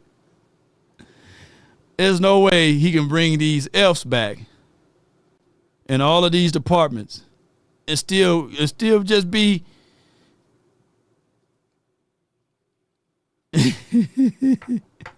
Yeah, Law's the only brother that had them Mississippi eyes. Yeah, I had the Mississippi eyes, James, boy. No, Twin had it too now. Me and Twin, boy, we fell off the wagon according to my 2 older brothers, shoot. But Twin was a little bit better than me, you know. But at the end of the day, let me quit telling y'all family business. But what I'm saying is that I was the one that got the most whoopings, you know. I was the one that was most likely not to succeed. I was the one that, out of all of my brethren, I was the only one that was held back too, by the way. And I'm the shortest one in my family, so everybody else taller and bigger, smarter than me, you know. So I took that personally. I channeled that negative connotation to success. And if I had to do it all over again, nope, I would not do it. I would do it all over again. I love where I'm at, especially compared to them. Oops, I'm just playing. I love my brothers. I go to the edge of the earth for them. So what I'm getting at is that when you look at Schottenheimer, and he got all of this success on his side, and you look at Matt Eberflus, and he got all the failures on his side, somewhere something is not working on this side, and Matt Eberflus got to get with the program.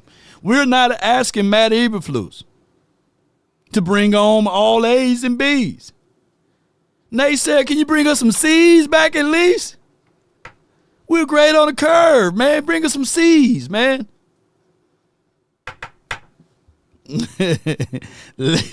Rico, man, save us, man, for the 984. You're live. Hey, Law, how you doing today, my man? Doing good, man. Talk to me, man. Law, I'm going to tell you, man. This starts off with Jerry. Yeah. Jerry always put these Trojan horses. Coaches, you know that. You tinker with it a little bit the other day on one of your shows I was listening to. Mm-hmm. I mean,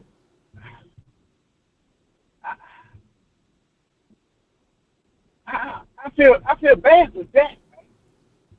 I mean, sometimes I can just call that man ask for a trade because you gonna end up just like talking. Hold tight for me. I got a super chat. $5. Got a super chat. Law, go to the backyard and bring me a switch, and it better not be a small one. Hey, son. Rolling on the floor, laughing, rolling on the floor, laughing, rolling on the floor, laughing. Hey, before you go, Rico, I just got to tell son of John, appreciate the super chat. I tried to be that wise, smart kid and get that small switch. Them small switch hurt more. Small switch hurt more than them big switches. You know what I'm talking about, Rico? Yeah, I grew up in North Carolina song. My father's song for this. Yeah. Let me tell you something. Your small switches, boy. That. Yeah. Slide them up together. Oh man, no, I know all about that. Yeah, the small switches hurt, man. Shoot, I tried to get one that's bigger. Maybe them bigger switches, they would hit you 1 or 2 times, they'll break. But them small ones, pull your pants down. I thought I was on a series of routes. Toby! But go ahead, Rico. Yeah. The story I would tell younger brother in that situation, but I'll tell him another day. Another day, yeah, another day. But yeah, man, I just feel bad for Dak and his offense. You know, Jared understand that what he's wasting. Dak is playing quarterback at another level. What it is, he see it. It's almost like he can see it before it happens. Yeah. And I'm like, Jared, you brought in Matt Infectious because you want to control him. Let's just call it what it is. You want to control him. You want to keep somebody there so you can always put your hand on him. Right. And his backfire. He don't want to have the pride to say I'm wrong. But what I'm hoping for, and usually I don't give a lot of hope. I don't believe in selling hope. I don't, because for the last 30 years, them have made a lot of addicts, Cowboy addicts fans out here. But what I'm hoping for is, because of concrete, people in the media calling it out, that he'll make Max Eberflus go in there and say, look, man, you need to change some of this, your co-play calling, your design to spit out players. Right. Because I'm not saying this team, the defense is talented, but it ain't that bad either. And when they lost confidence, when you see tight ends blowing defensive ends off the ball and all that, some of that is they don't believe in it no more. And what has happened is I go back to Chocolate Tom. Matt Eberflus giving to lose his defense. Yeah. And then what's gonna happen is that's gonna cross right on over to the offensive side of the ball. No doubt. And Jared, you're wasting that. You're wasting in closing, Rico. Who say that next year he's gonna be upright like this again? Right. You know what I'm saying? Yeah. It's sad, man. Part of me sometimes, like I said, I want to just tell Dak and some of the superstars, because Jared wasted a lot of Hall of Fame players, him and Steve. And I want to say, Dak, man, the Wagner trade, get out of there. Just get out of there. No doubt. All right, bro. I'll holler at you. Appreciate you, Rico. Thank you for calling in, Chief. Yeah, good call from Rico. Every time I hear Rico, I'm thinking of Dido now, you know.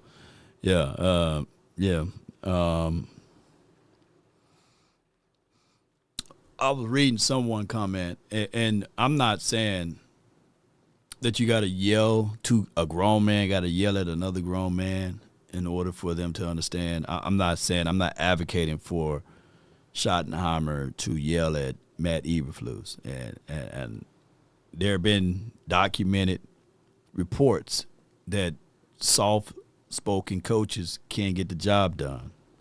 Andy Reid, the Colts coach back in the days, Tony Dungy, to a point and to a degree, we can say that those guys are very successful as it relates to being a head coach. And the list goes on and on, some names at the tip of my tongue. But what I'm getting at, in Sirianni, he's a rah-rah, talky guy, and I'm not saying that that's what you want out of a coach. But at some point, I'm looking for emotions. I'm looking for someone. If you hit your toe at the edge of a coffee table, I'm looking for someone to say, God, you know what I'm saying? I don't want you to hit your toe at the edge of a coffee table and you're saying like, okay, all right, it's good, you know. No, I want you to have at least somewhat of a reaction, right? And I think that some of the players can buy in to those things because we all have emotions. We all get frustrated. That's what makes us humans, is we all get angry, so that's what I'm getting at. And being Plastic Man, that's what they called Tom Landry back in the day. Plastic Man. So being Plastic Man is one thing, but you got to be able to be assertive in some things, right? Matt Eberflus got to get with the program. And it's a lot of pain right now that's going on. I got Derek G from the 580, and then I had a 920. What's up, Law? Not much, man. Talk to me. Hello? Yeah. You're live. Hello? Hello? Is it me who you're looking for? Hello? Hello? Hello? I'm going to circle back to you, Derek, man. Boy, we just singing, man. All right. From the 920, you're live on the nation, man. Carl, talk to me. What's up? What's up, Law? Not much, man. What you got for me? Man, I've this defense, man. I've never seen the Cowboys have a worse defense that they do now. Right. I've never seen them. I've been all the way to Tom Landry years. I've never seen this. And the thing, what's going to happen, man, and how Jerry, he could have kept our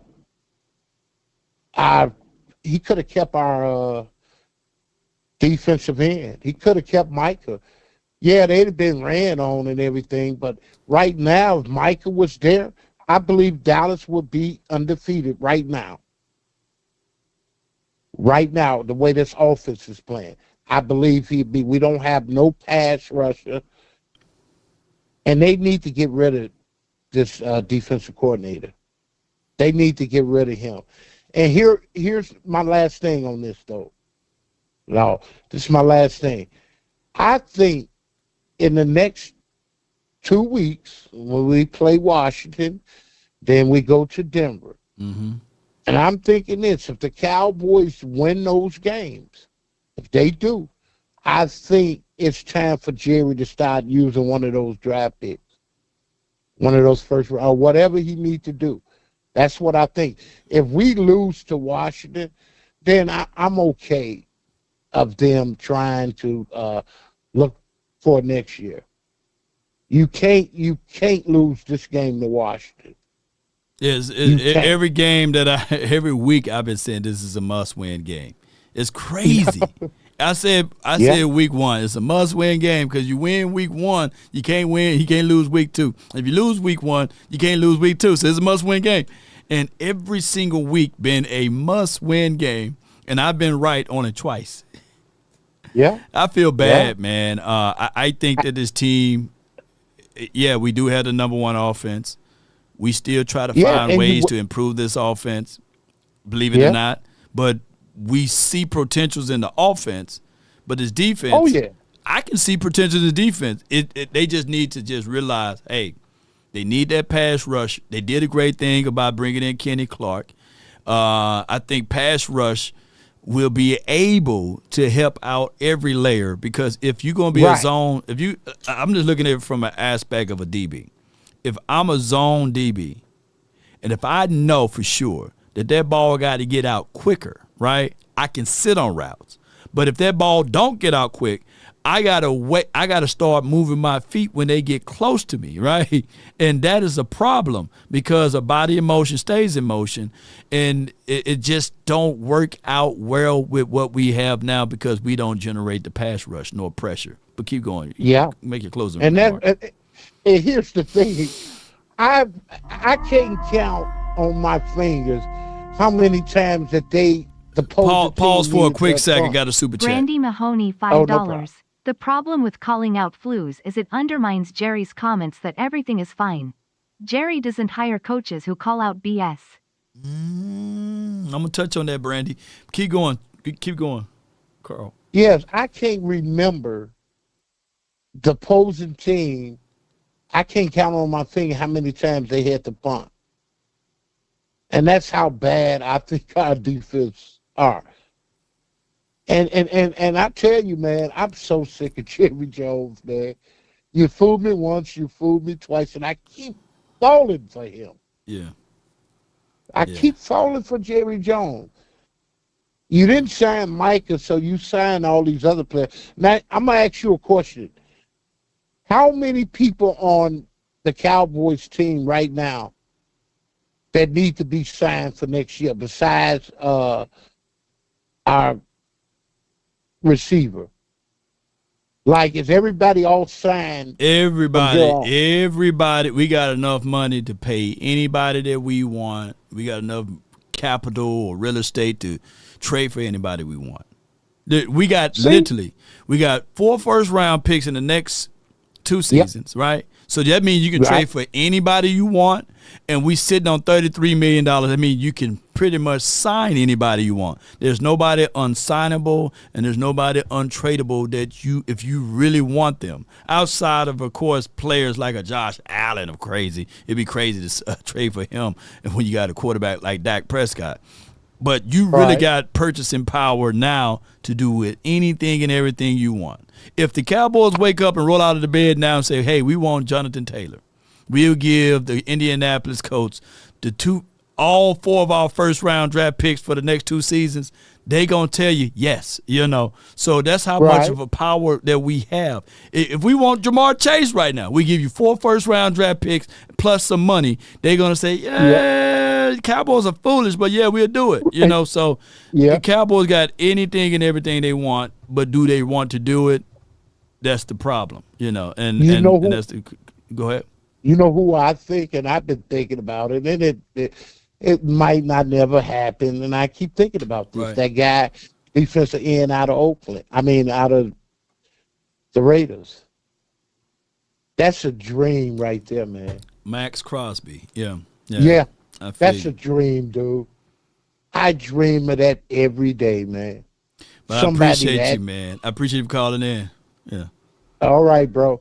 Thanks a lot, man. Thank you. That's Carl Young. Yeah. I appreciate him.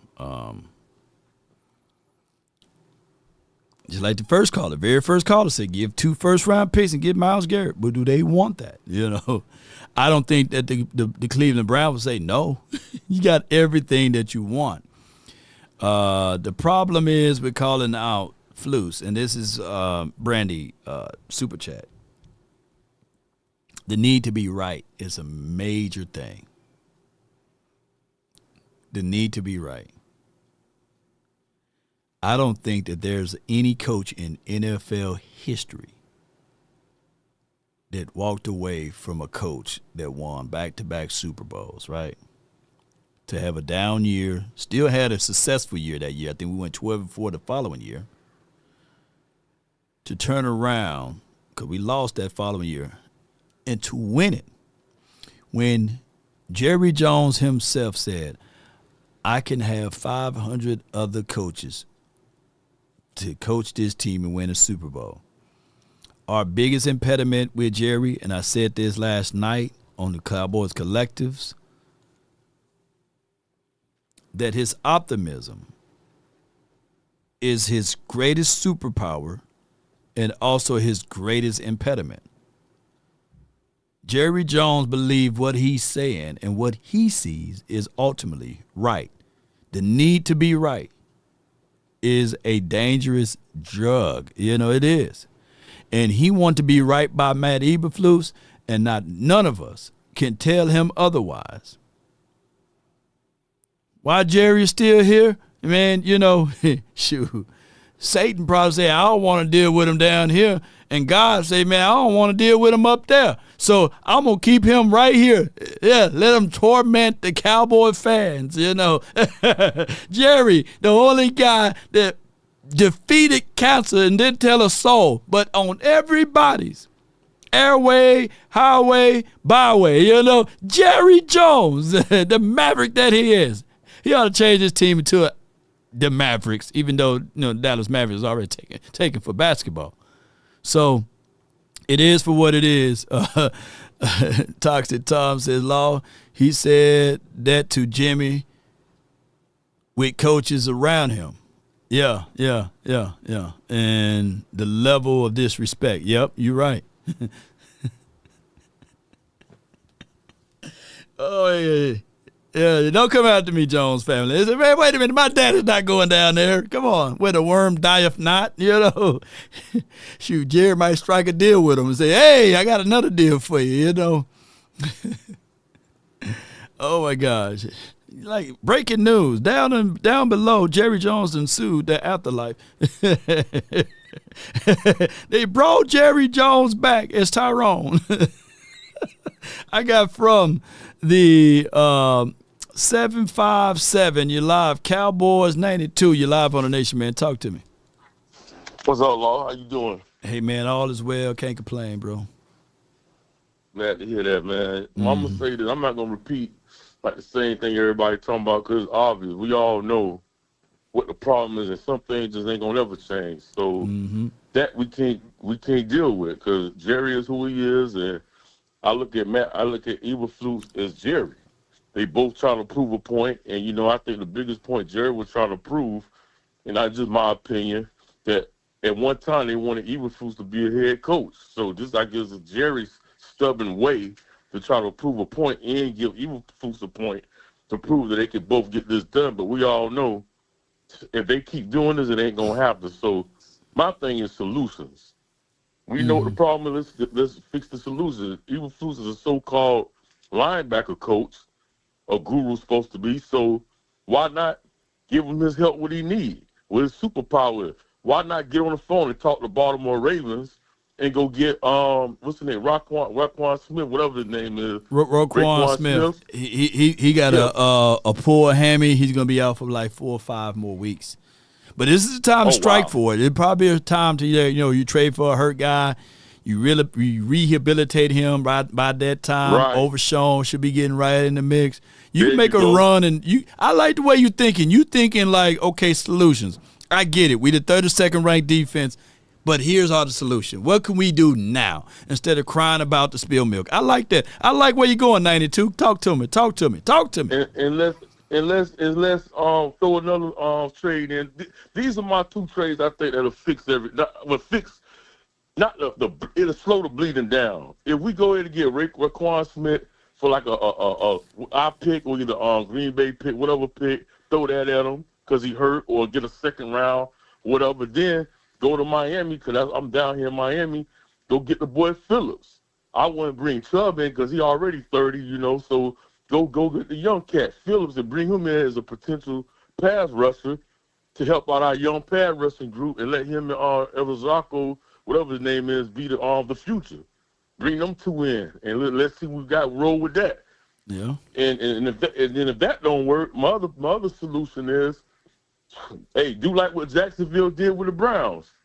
Get Diggs up out of here so they think Diggs is a problem. Get his ass up out of here and go bring in Woolen from Seattle. Make a trade. Just trade head up. Trade head up and like throwing a little pick or something, like a 4th or a 5th or something, and get rid of Diggs. Yeah, but in closing. I mean, that's all I got to say. That's all I got to say. If we do that, I think we can slowly fix things in Dallas. And how about them Cowboys, man? How about them, man? Great observation, great thought track for that. I got all right. Let me bring in Big Amish from the 202. You're live on the Nation. Talk to me, Big.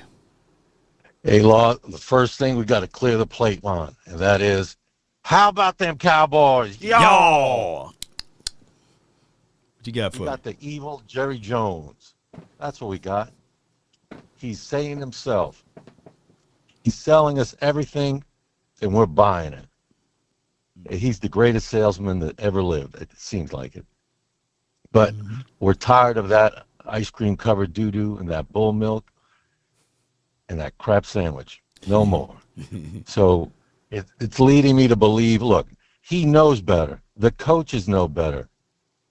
You all know better. Even Amish, who is slow and Amish, knows better. You need better. If you need personnel, you go get it. You need better coaching, you go get it. They're not dumb. Right. That's their expertise, but they're faking it. So it's leading me to one conclusion. I mean, is this really rigged? Because the more we're talking about it, Jerry loves it.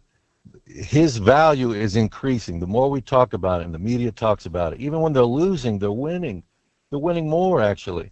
So it raises the question: is when I say rigged, is do we really want to win? That's what it begs the question. Do we really want to win a championship? Because everyone knows what the formula is. You don't have to be perfect, but damn, do you sure now enough need to make better decisions? And that's not what we're seeing. We're seeing worse decisions, and we're letting whether people go, coaches go. The fact that he's not even calling Zimmer as a consultant, I don't even know what Zimmer's doing, but at the very least you could do that. Try and get back that defensive line moving in the right direction. But that's all I really got to say, man. I'm still sobering up from that last loss, and it's just leading me to one conclusion. And you pointed it out. You said it was entertainment. That's what we're seeing. We're seeing entertainment. Yeah. Playing all out. It's only and let me leave you with this. How about them Cowboys? Yo, man, it's my guy right there, Big Amish, man. I love it when he calls in. Let's do this right quick. I got one more thing. I gotta.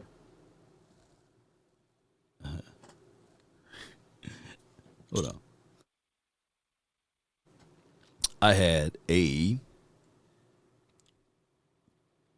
good text that just texted me and said, "Hey, can you run this right quick? I got you."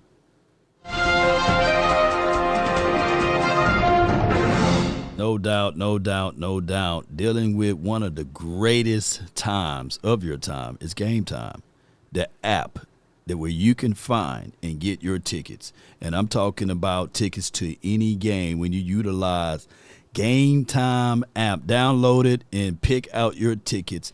They got tickets for this game coming up for $21 here in Dallas or Arlington, basically. And tickets on sale. So when you use Game Time, go get it. Go figure it out and supply your mind of being in Jerry Jones' world.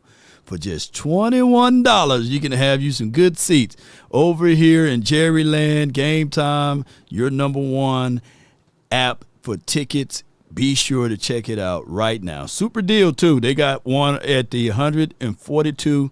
That's the Hall of Fame row 2, section 142 for $463. So be sure to download the app. The information is right here at the top. Let me put it up here on the screen. Game Time /NFL. You don't even have to use promo code LAW. You don't have to use it, but you can.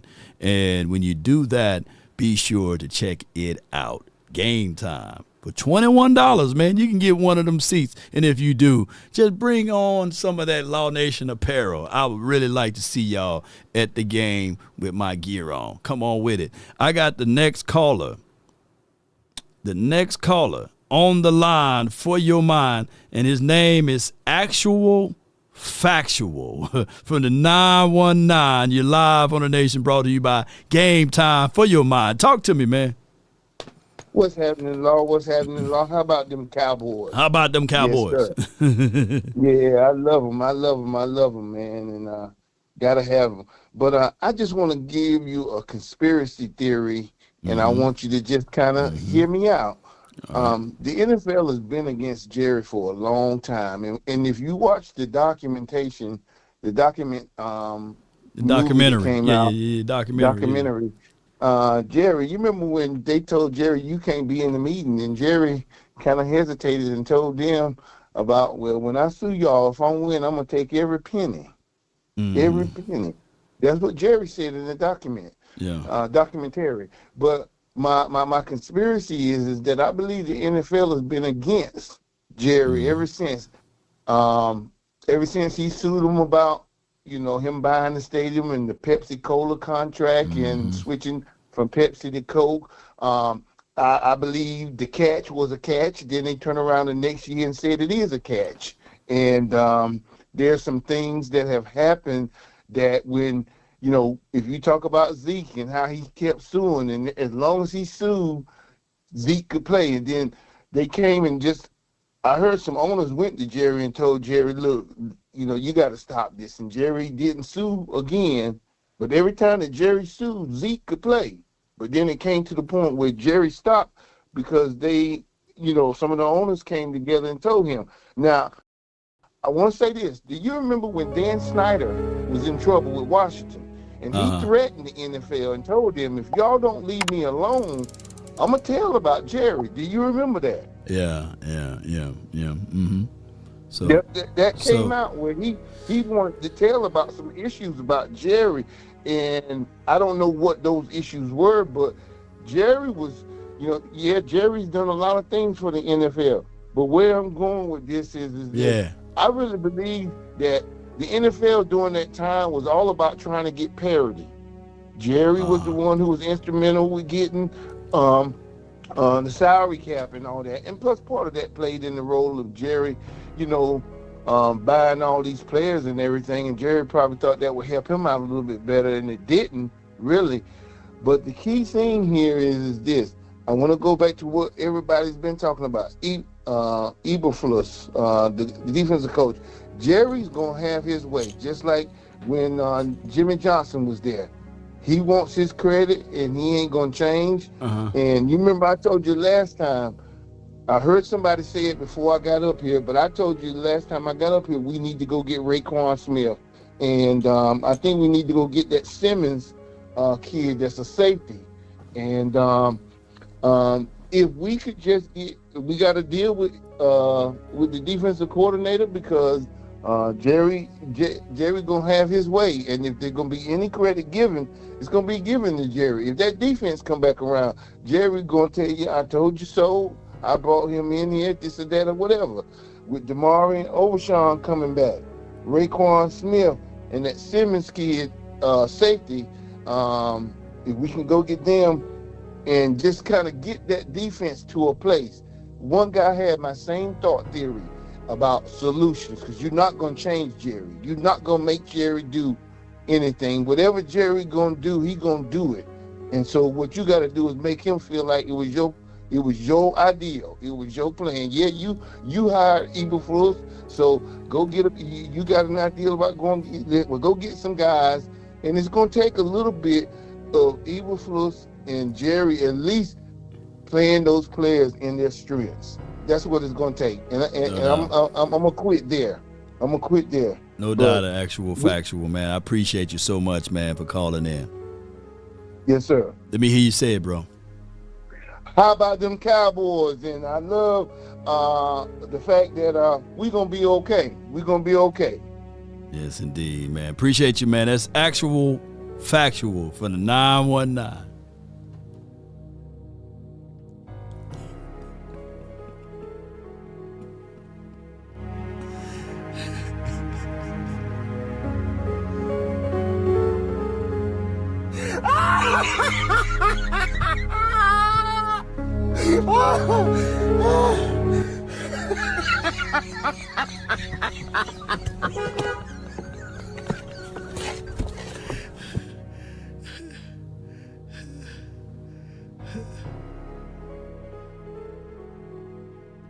So the NFL said, Jerry, we'll give you Schottenheimer, which is the #1 offense in the National Football League. But we're going to plant Eberflus or Fluss on this tape to sodomize any positive thing that the Cowboys can do for the 2025 season. Eberflus or Fluss is a plant sent by the NFL themselves to tear down any success that we can get from the 2025 season. Or if I heard this correctly, Jerry Jones know that this is all entertainment. And what better way that he can shine for your mind by having the #1 offense and the number 32 defense for all of a sudden, for what is written, that DeMarvion Overshawn, because he said that name correctly, when he gets back, that we're going to go from the 32nd ranked defense down to the 15th, maybe the 16th, because Eberflus is sandbagging. That's what he's doing. That's what he can adapt, because I seen Eberflus. My guy, actual factual, was right, because I seen Eberflus throw in multiple looks on defense. I seen Eberflus run with a 4-3 and a 3-4 defense, so I believe him. that Jerry Jones is setting this all up so that he can look like he's right with his selections. Case in point, that by the time DeMarvion, Overshawn get back into the building, and as well as we get some more of our pieces together, like Shavon Revel, when he comes back, this defense is going to flip it around, and Jerry Jones, instead of being around the rim, he's going to be inside the rim with a slam dunk, and he's going to get all of the glory, all of the shine for your mind. This is all written. My guy, Actual Factual, is onto something. I didn't think about that, and it was all brought to you by, since Jerry Jones, from the documentary, is that the NFL, they sued my guy. They sued my guy, and Jerry Jones said, I'm going to burn all of you guys down to the ground. Y'all going to try to do this to me? You going to do this to me? Oh, yeah. I'm going to show y'all. It's going to take me 30 years and 30 seasons. I'd rather go the long way. They say the fruit of the Spirit is long suffering, and I got a lot of long suffering coming. So I'm going to tell you, when I lift up that Lombardi trophy, by the time I hit 83 or 84, it's going to think that it's 19 of 93. That's what it is. When we were winning. Come on with it, baby. Let's go, baby. My guy, Actual Factual, was actual factually, speaking. All right. I got from the 215, Glenn, out of Philly. What's good with you, man? Oh, you gotta stop it, bro.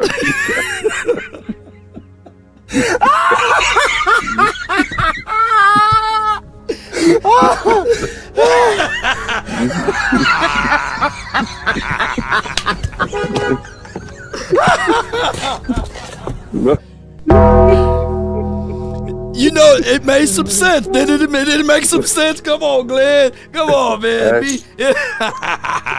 One thing factual, Actual ain't calling into this show ever again.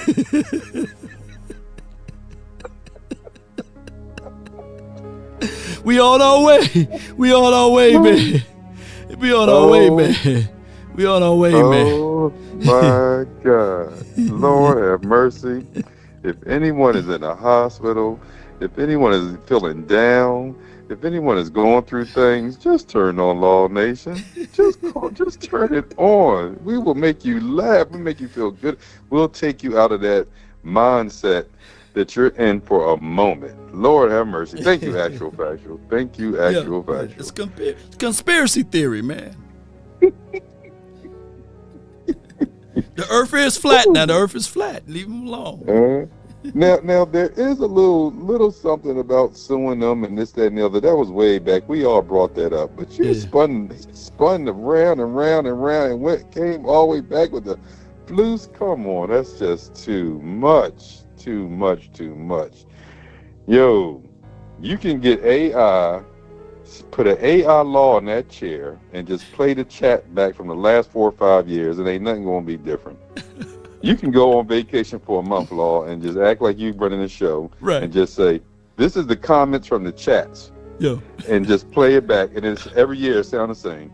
Yeah. Oh, my God. I just got a few things to say. I was afraid, I was scared when Schotty 2 weeks ago, after J. Will had that big game, and Schotty said he's our cowbell. When he said that in the presser, I was scared. I said, they're not going to go get it back. They're taking forever with Blue. If Blue ain't ready, they're not calling up Malik Davis. So what they're going to do to DeMarco Murray, they're going to wear J. Will out, not sign him, or if they do sign him, they're going to get low, give him low money and say, yo, you got a lot of mileage. 2 injuries, you ain't played in a year. You had a good season with us, but you got a lot of mileage. We can't give you the money you want. They're going to wear that boy. And when he said he's our cowbell, that was one thing that scared me. Big time. Big time. And the fact that we had that 3 and out, because we're one thing is actual factual about Dallas. we will 3-and-out you year after year after year. We will 3-and-out. The reason why we were 3-and-out is because there was no run game. That screen check down stuff, if we had a run game, if you call up Malik Davis, if you go out and get another back that will complement Jay Will, that last drive, you can do a first down run or a second down just to get positive yards. Schotty had no answer for that defense that the Panthers displayed Sunday. He had no, because we were. Hey Glenn, I got a super chat. You got a super chat from Son of the John. Son of John, $5. Okay. Is JJ an Illuminati? Does he wear a devil ring? Is there a photo of his hand raised with the devil horn sign? Please research this, someone. Open mouth smile, open mouth smile, open mouth smile. Yeah, I think JJ is part of the the Bohemian Grove, but yeah, we're gonna look that up for you, Son of John. But what you got for me, Glenn? Yeah. We had no answer. We had no run game. So we were playing left-handed. We had no answer. Yeah. I scream every week. I need a fullback touchdown, tight end touchdowns in the red zone. Yeah. We got our fullback touchdown. We got our tight end touchdown in the red zone, and we got a beast of a game from Pickens. Yeah. Defense let us down, but I scream every week. Yeah. Fullback touchdown, tight end touchdown. Yeah. One question: did they call up Malik Davis yet? Ooh, no, they haven't. Wow. But when they do, people gonna be like, "Oh my goodness!" Lord, have a great day. I'll see you draft day. You gonna wear some brunt boots on draft day? Yeah, I got some brunt boots, man. Appreciate you, man. That's Glenn out of Philly. Actual factual. That's my dog right there. Actual factual. Yeah, that's my dog. I ain't beating you up. Actual factual. By the way, I like the name. Shoot, actual factual. And that was a good situation. If we can have Javonte Williams, I know y'all out on Malik Davis. I know it. I'm going to say this again. Anything and everything that you've seen out of Rico, I've seen it with Malik Davis. He just haven't given the opportunity yet. Rico was a damn good runner. He had, in order for Rico to show up in Panthers land, the other back had to get hurt. Is what I'm getting at. Talent. The way y'all saw, the way Glenn out of Philly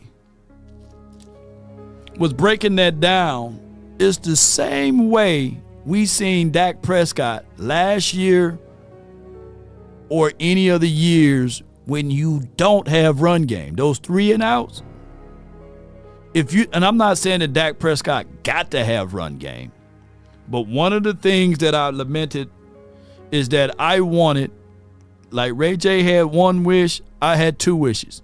Can we run the ball and can we stop the run? We didn't have those two wishes last game. We averaged 2 yards per tote on the ground. And we got blown out the woodshed by Rico, not Suave, but Dotto. Was averaging 7.6 yards per tote. And now what's actual and what's factual is that teams realized and said, you know what? Let's not let Kenny Clark line up one-on-one with us. Let's just double team him and allow these other guys to try to beat us one-on-one. When there was good tape out there for us against the Jets, that's also equivalent. Bad tape. I was listening to my guy, my homie, my dog, Scott Walker, on his film analysis and on his review of my guy, Sam Williams, who's my guy, that's my dog. What is Sam Williams' counters? We know he can get upfield well. We know he got speed, burst to acceleration. We know he have a bull rush. But what is his counter? We know the young bull, James Houston, is a guy that can get off the releases real quick. But what is his counter moves? Donovan Ezeraku. I think PFF didn't miss on this because out of all of our pass rushers, he is the only guy that got tools in his belt. He may not gonna win because he's still a rookie. But he the only guy that got tools in his belt for pass rush moves. And I'm not trying to pump up PFF. I'll let y'all know when they become a sponsor. You know. That's why they graded him high. They don't know what they wanted. Hey, oh, he got a counter move. He did a shoulder dip. He did a spin. Hey, he redirect hands. He got him up out of the cylinder. He playing half man. But our other edge rushers, now Fowler, we know what he can do. He's a veteran guy, but we know how, law of diminishing rates of return is heavy upon him. Same as with Jadeveon Clowney.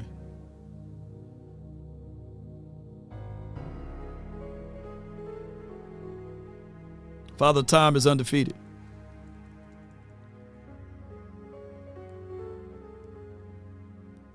All right, let me let the next caller on from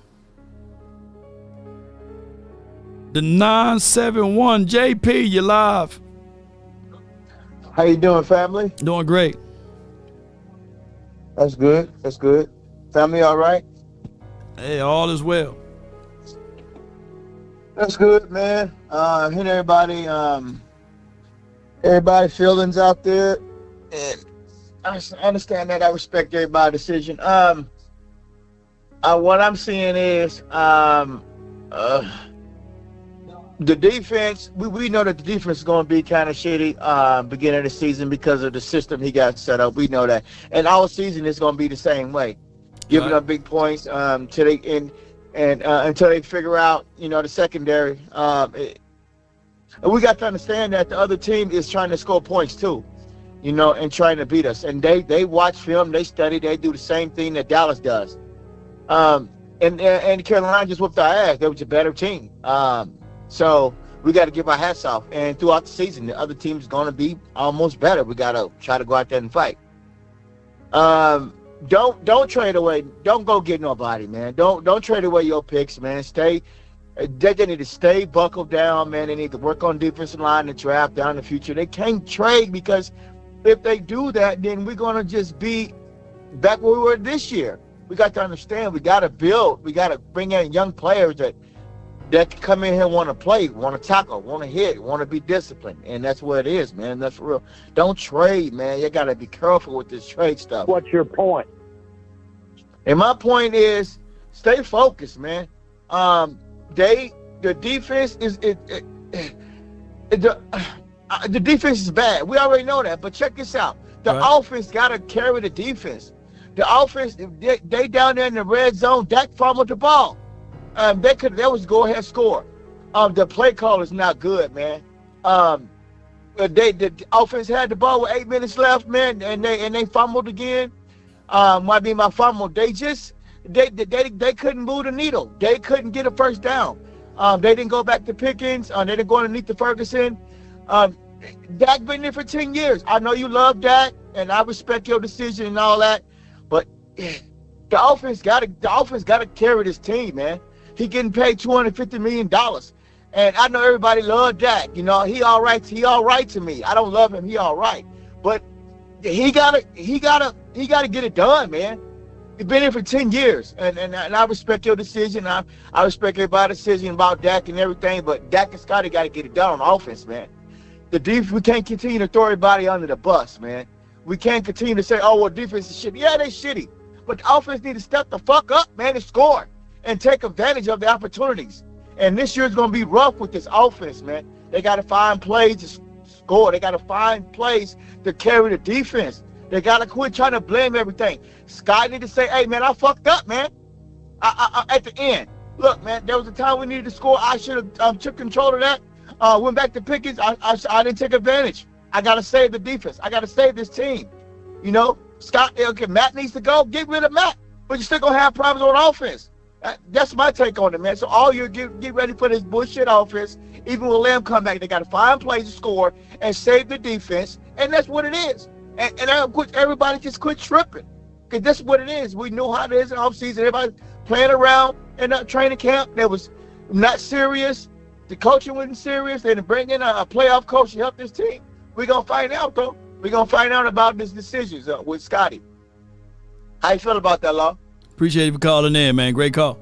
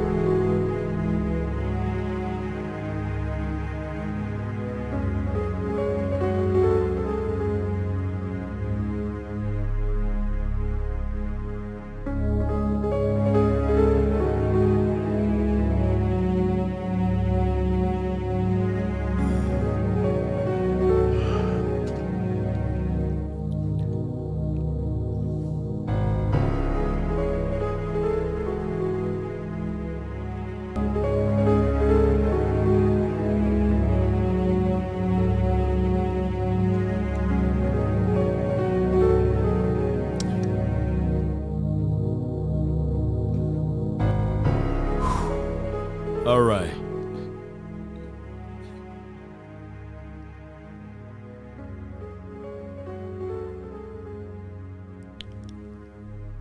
Save me, DJ. Yo, let me get him. This dude is crazy. You hear me? What is he talking about? Does he know football?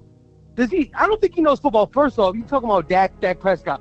Yo, we gotta sit there on offense. All right, it's football that, you know, sometimes the defense gets us a stop. Sometimes he gets us a stop. Not like maybe once. So you're saying Dak Prescott, who just came off an injury, just off injuries, Law. And now he's coming playing MVP. Now he's coming in the game. He's like, damn, I got every possession. I got to score a touchdown. Now field goals, touchdowns. And you're kind of sitting there saying, yo, we got to buckle up and everything. You got the nerve to say that, man. We're fighting right now. We're fighting, man. Get the goddamn dude some credit, man. We just lost Mike, our best player. And he's fighting every inch. He's literally going to the press conference, and we're looking at him like he's actually a real leader. Like, he's like, yo, don't really follow us. Like he's doing, and we're really following it. But you got the nerve to say, oh yeah, he's got to do more, and he's gonna do more. He is gonna do more. He's gonna put 250 up. He's gonna put 4 touchdowns up. He is gonna do that, and we're gonna lose. But you know what? You can't say Dak had a problem this time. Don't have the nerve to get on the phone and call Law up and say that. Yo, DC for life, Law. I got your phone. You, that man. made Appreciate me you, man. Thank you so much, DJ. Yeah. Yeah. DJ, man. All right. All right. I let DJ go with 2 DJs, boy. He had him and himself in the background. All right. From DJ, I got TJ. And then I got Uncle Dave. All right. So, TJ, man, you live. Hey, what's up, brother Law? Hey, I'm right there with DJ. I don't get it. I don't get what people watching every Sunday. You can't go into a game every week with half of your team showing up. Right. The kicker, the quarterback, and the offense is the only thing we could depend on. So I don't know what people want Dak to do. Like he's playing lights out. Yeah, Schotty is having some hiccups here and there, but 27 to 30 points a game, you should be undefeated easily. Yeah. With a half decent team, with a half decent defense. But I mean, I don't know. I don't know what we're gonna do.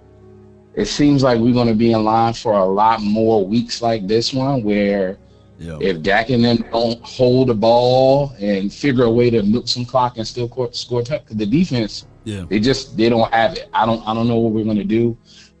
The front office, I find it interesting that people continue to say Dak's been here for 10 years. Well, who's been the front office and GM for that 10 years too? Yeah. Isn't it their job to make sure we're fielding a complete team, not just top heavy on offense? Yeah. I don't know when the last however long it's been that I've sat down and watched Cowboy football and said our defense got this today. It's always been shaky. We've had a piece here and there on defense, but ask yourself this: when y'all fixing y'all mouth to say something about Dak Prescott, where is the fire starters and playmakers on defense? We know what we getting out of Pickens. We know what we getting out of Lamb. Where's the people on the other side of the ball that we can depend on every week to say, all right, if we don't get nothing, we're going to get something out of this guy on defense? We don't have it. So what y'all expect?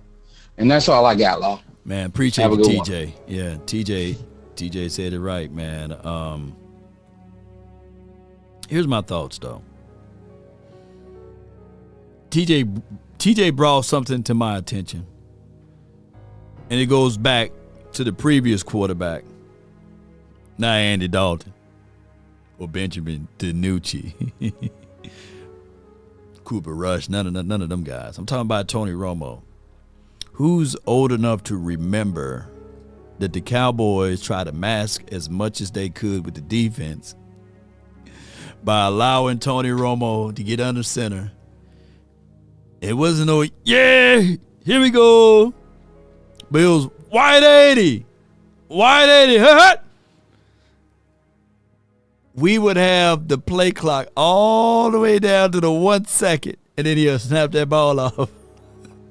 Tony Romo, believe it or not, was saving his defense, even though it was 8 and 8 years. Who's old enough to remember that we would just take our time getting to the line and squeeze as much clock as it is out, because we knew that our defense couldn't stop a nosebleed. I think that's where we are at. I'm going to text Dak Prescott and say, hey, you know what?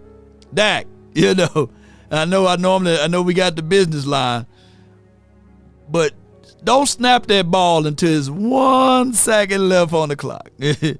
Before that play clock, get it to 1 second, because every second that you save is a second that the opposing team is going to be able to score. It's like matches, If you can put up 21, the opposing team can put up 21. If you can put up 27, the opposing team can put up 30. If you can put up 30, the opposing team can put up 33. That's literally every single game outside of the Chicago Bears. And the only reason why that game was lopsided because of the forced turnovers. They somehow happened to be the number one team in the National Football League in turnovers, which is the Chicago Bears on forced turnovers. Majority by your DBs. But that's a whole nother conversation, So, yeah. We're going to have to, look, somebody going to have to message Schotty the same request. Yeah. Somebody had to message him and say the same thing. Yeah.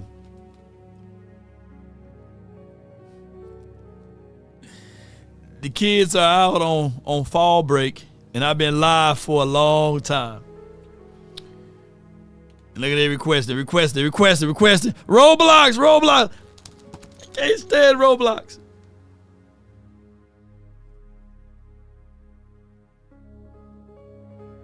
Let's see what we can do here.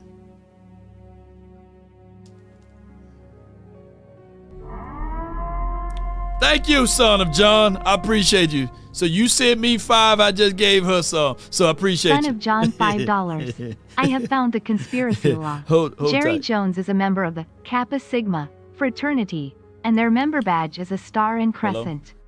Wikipedia.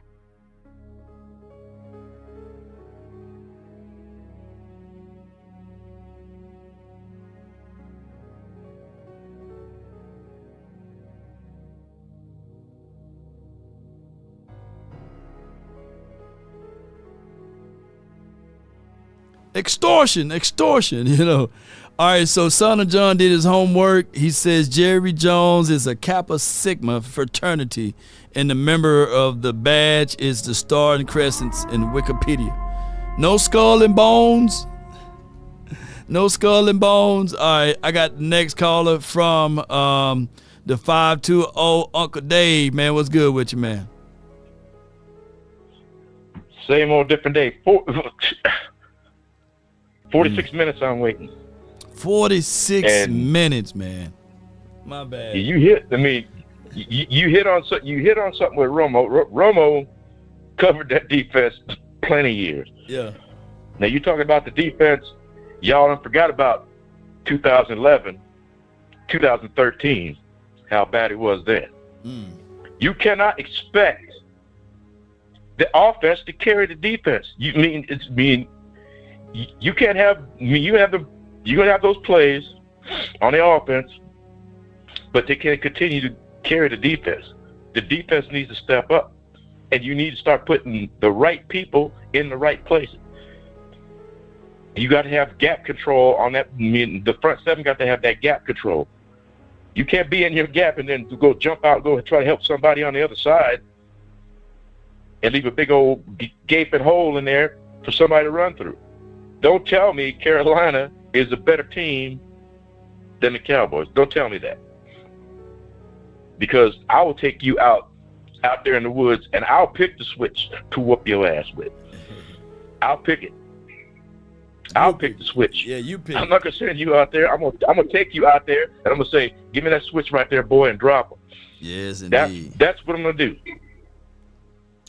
You can't be so obtuse or stupid or deliberately stupid to think that the offense can carry the whole team. The defense, there's give and take. The defense got to do some giving.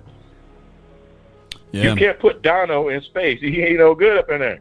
Yeah. He no good there. Don't you know, like Dak Prescott is having the NFL completion percentage record right now, 71.5.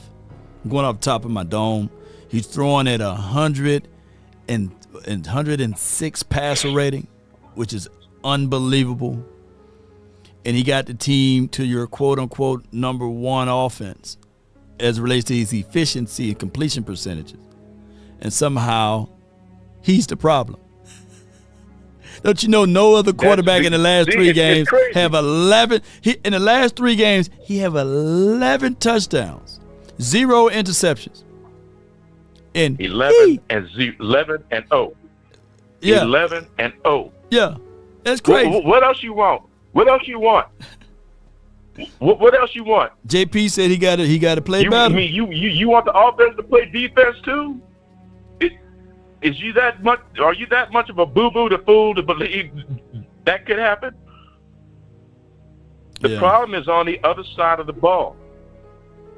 Man, you can't have first place and then last place and try to get somewhere. Mm-hmm. Use your head.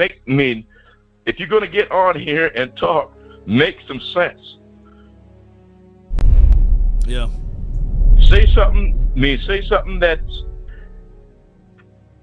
informative, factual, instead of getting on here with some bullcorn. Ain't got no time for that. The defense needs to step it up. You got to break some eggs to make a cake. And you can't be the mofo trying to ice skate uphill all the time. You got to go lower than this. It's too high. You got to go lower than that. Yeah, you're right. It don't make no sense. But I got more to say, but I'm going to let you get on to the next caller. Yeah. But remember, I ain't no punk B. No doubt. That's Uncle Deuces, Dave. I'm out of here. Appreciate you, man. Yeah, yes, indeed. Whew. Okay. No more today now. Last one.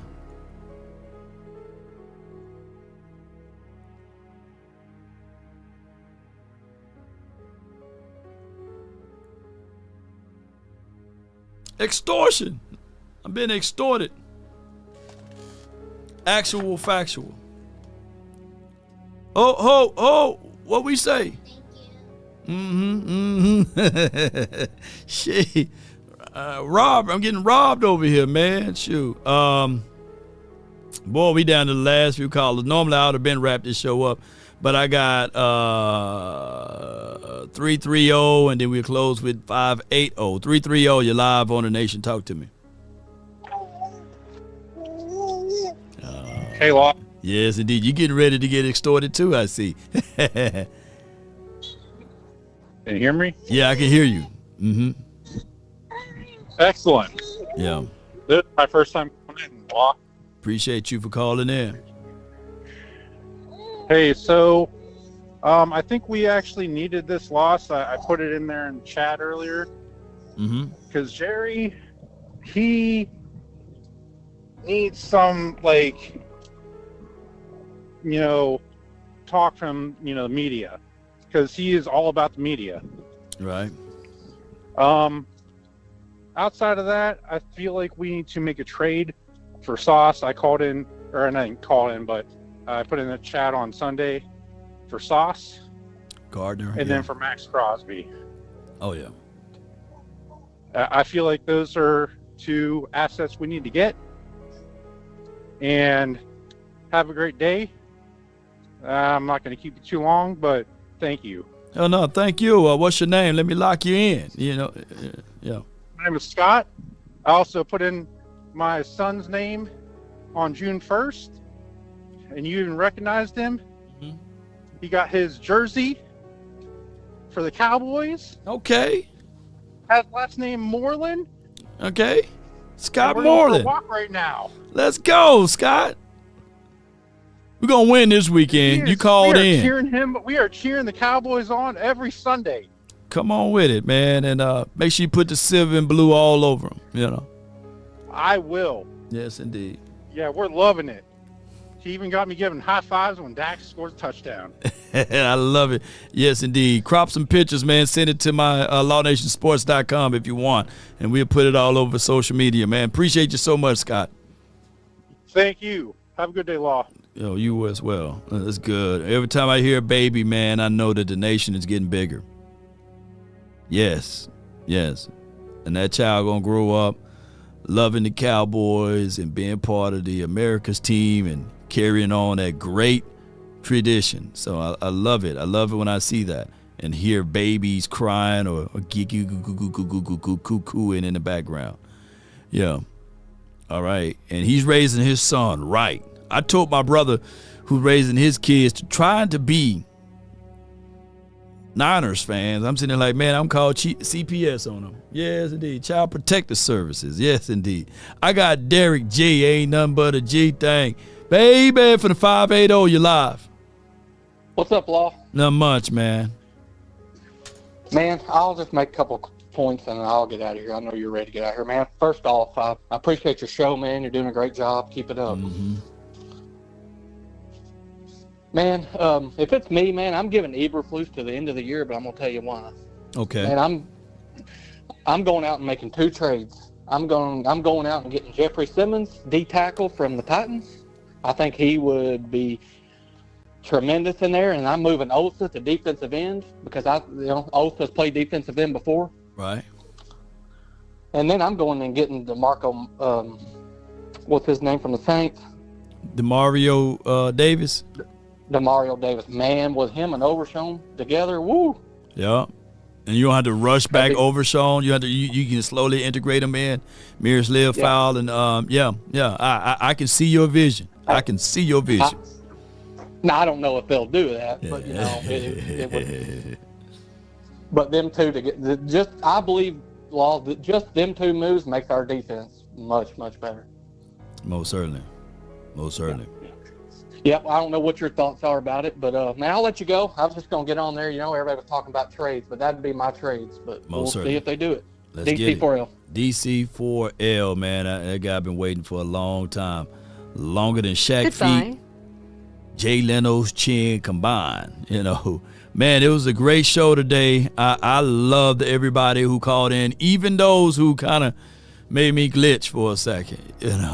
It's good to hear from JP, because one day JP, Brandon, and Dak Delusional and all of them people who say, hey, it's Dak, will be the day that they realize that, hey, one day they're going to realize, man, it was Jerry, or man, it was John Stephen Jones. Have y'all ever noticed, like, some players, when they leave the Cowboys, they do crazy good things? Martellus Bennett was considered a fool here. I think he got him a Super Bowl ring. D. Ware, there was people cheering that D. Ware finally left because he wasn't showing up in the postseason. Cheering. Oh, we can finally move on from him. He's an injury-prone guy. Got him a Super Bowl ring. We the inverse of almost like the Giants, Saquon Barkley stayed hurt there in Giants land, go to another team, ran all over everybody. Now he ain't doing that much of a good job. But that last year, the brother stayed healthy, and it was like, oh, wow, he can still stay healthy. So it is for what it is. I get it. I think even Tony Romo, if he were to just leave and go to another team, people would appreciate him better or more. People appreciate Rico now. He's on a whole nother team. Buckle up. Can you imagine if we had Bryce Young and Dak went to the Carolinas? And they'd be like, hey, Dak is kicking tail over there in Carolina, with Ted McMillan and Xavier Leggett. That would have been crazy. And we had Bryce Young for those who wanted the quarterback, Chris Canty did too. Yeah, you're right. And we can go, that list is long. And there's some players that went to the other side and had a subpar year. Right now, who's having a fantastic year? Jordan Hip Pocket Lewis. Jordan Lewis is balling right now. People couldn't wait to get rid of Jordan Lewis when he was here, but it is a whole nother conversation.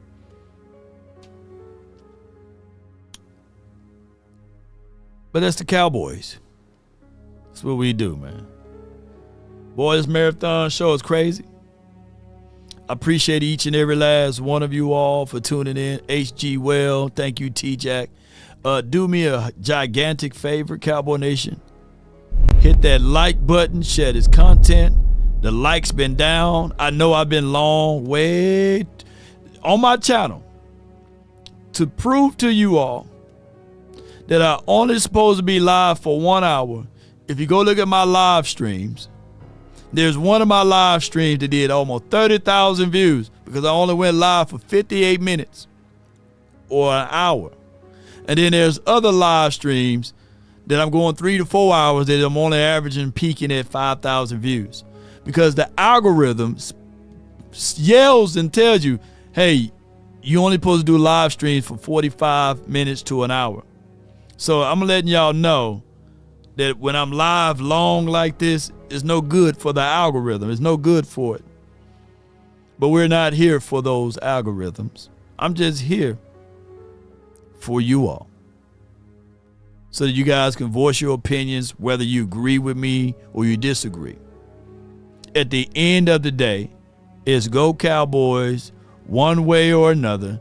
I'm going to fix me something to eat and fix them something to eat too. I woke up early this morning. I did the pancakes, the sausages, eggs, and they had the cereal. So they got a full meal. Now it's around about 3:30, 4 o'clock. They just had some snacks and stuff. And now I got to be chef law. And I got to feed myself too. I really appreciate each and every last one of you all for being part of the nation. thank each and every last one of you all. As we depart, if we offended anyone, I see that Eric Oldhead Young Bull not in here today. He's over there dropping drops over here on his own side. He dropping droppings on his own side, which is good. But we gonna get on up out of here. There's many of people that will look at this team and say, hey, wave the white flag, Law. Give up. It's over, man. Throw in the towel.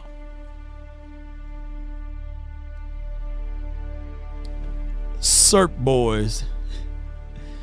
I call it syrup. People up north call it syrup. I'm from Mississippi. Appreciate you, Montreal. R.I.P. to D'Angelo. The guy that took his shirt off and all of the girls just melted. Back in those days, had me in the gyms, and I'm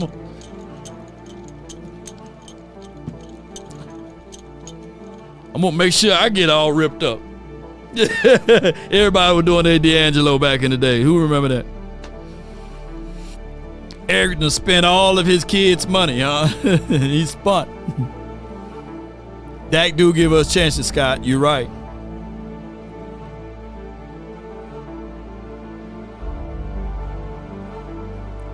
Life is a cycling situation. Yeah, Ace Boogs is rest RP to D'Angelo. Yeah. Tony C, appreciate you. As we depart, there's many of things that we can look at in life and say, life is strange. But I forgot, I want to deliver this message. And I want to be able to bring this message home. So I'm going to pause his music because I got to give you guys this message. He got a little fair words in it, but I want to bring this home to everyone because a lot of people need this right now. A lot of people need to understand this right here. And as frustrating as this guy may sound, I got a message with it. What the fuck are we doing on this earth, man? Every day, most of us wake up and go to a job that we really don't fucking like, but we can't really quit because we got to get the money to pay the bills that they say it's important to pay. What the fuck is the point of this life, man? I'm going to break it down. We go to grocery stores and buy food that God gave us for free. Why the fuck did we pay for lights? Well, that's just the way it is. Fuck you. I'm tired of all this that's just the way it is bullshit. This whole fucking system is garbage. America ain't nothing but a big-ass fucking plantation, man. A big-ass fucking plantation. What the fuck are we doing here? There are days I don't want to be on this earth. And I'm not saying I want to unalive myself and nothing like that. But I'm tired, man. It's like, what the fuck is the point of any of this? To work till we 60, 70 years old? Most of us ain't gonna fucking live to see 50. Listen properly. But we gotta work to maybe retire? Man, fuck you and all that bullshit, man. I don't give a fuck about who president, left, right, and all this dumbass shit. I'm tired of this whole fucking game, man. It's a big-ass game. It's a big-ass charade. America is a fucking plantation. I don't give a fuck what nobody got to say about it, man. Well, let me have... This shit is exhausting. Let me have something to say about it. This is the land of the free and the home of the brave. No one forced that young individual to be in his car, spitting his mind about the system. There's two most important days of your life. The day you was born and the day you realized your purpose. as long as you operating in your purpose of what you're designed to do, you never work 1 hour of your life. Not even 30 minutes of your life. Not even 15 nor 1 minute. Because you're operating in your purpose. But the moment you decide to work for the man or for someone else or for someone else's dream and vision, you are planning and operating in their vision of what you are to be. We are all created with special gifts, special powers, special meanings of life, but you got to tap into it. There's millions of people who got unbelievable thought tracks, unbelievable minds, but they are too scared to step out and walk out on faith. Just because you have that faith, it also got to be tied into works to head towards your ultimate goal. So what I'm trying to tell someone today, that you may feel as if though you are stuck in a 9 to 5. You may feel as if though you are not getting paid the amount of money or the remunerations that you should get. But I tell you right now, even if you're working in a 9 to 5, there's a thing called moonlight. You can absolutely leave that 9 to 5. Start recording yourself operating out of the passion that the things that you love to do. And when you start to hustle enough so that passion can outweigh your 9 to 5, then you can tell your 9 to 5, it's been good knowing you. It's been good understanding that this was a lesson and a blessing for me to be under you. But now it's time for me to be a man to stand tall in my own authority, because we can speak those things into existence. So I'm telling those for right now, either you're going to be working on your dream or working on someone else's dream. And Drake Maddox said, there's always an OnlyFans. You ain't lying. And there's always stripper poles. They're not complaining, sliding down while people are throwing them money. You ain't lying, Drake Maddox.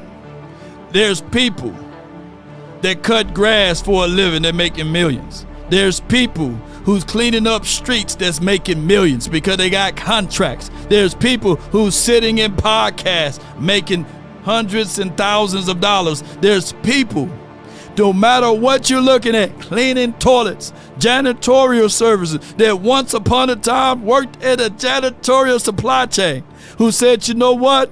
I took all what I can learn from that job and I applied it to my own business, and I opened up my own 9 to 5 thing that is my name. You'll say, so what I'm telling y'all, never be confined and never be in the situation that man said that is all a trap, is all a game. No, you just got to figure it out, Cowboy Nation. And just like with Matt Eberflus, the 32nd ranked defense in most categories, other teams are built with the same time frame, 24/7. They are. Everybody's got the same hours in a day. You're going to have to adapt to the ability of what your team can do. You're going to have to shift your mindset to say, hey, I can make it. I'm going to try to change up some things in order to get me going. If there's one thing a man should always do, is mainly to himself stay true. Never allow someone to change your point of view unless what they bring or mean makes sense to you. Never judge a man by sight alone, nor by the height he has grown, and when speaking, keep it at a moderate tone. You see, only raised voices turn those hearts into stone. You see, in the beginning, it was brother, I will rob, brother, rover brothers. The morals of life, live, love, and respect for another. Then there are those who will try to be smart. They would take the decent man to alter his heart, to seek to rip him apart. Those men you should never call a friend. Ain't that right, JP? Because they bend the lies around the truth to meet their end. I only said this not to think that I'm high and mighty. I only said this because I've been through that low down. I've been through working a sun up to sundown job because I had a mindset to do such because I know that I was ultimately will never ever stay there. So yes, I was a security guard. Yes, I didn't like it. So yes, I slept out of my car. So yes, I worked in a call center. Thank you for calling Comcast. I'm Law, how can I help you? So yes, I work for the highest of the highest level in the government. So yes, we do things enough to get by, but you will forever be working for someone until you work for yourself. Like I said, the two most important days of your life, the day you was born and the day you realize your purpose. And there's enough to go around to everyone. That's been my time. I really thank you all for yours. And if you want a thing bad enough to go out there and fight for it, to work day and night, to give up your time, your peace, and your sleep, if all of your desires of it makes you quite mad that you don't get tired and it makes you hold everything tawdry and cheap, if life itself seems empty and useless without it and all that you scheme and dream is about it, if you will gladly go out there and sweat for it, fret for it, or plan for it and lose all terror of your mind, if you would simply, just simply go after the thing you want with all of your capacity, strength, sagacity, with faith, hope, confidence, and stern pertinacity. If neither cold or the poverty or the famish or fame or the sickness of body or brain, if darker than grim and besieged and beset, with the help of almighty Cowboy Nation, even while this guy is spitting epithets in his car or spitting nonsense in his car because of where he's at. On this earth, man.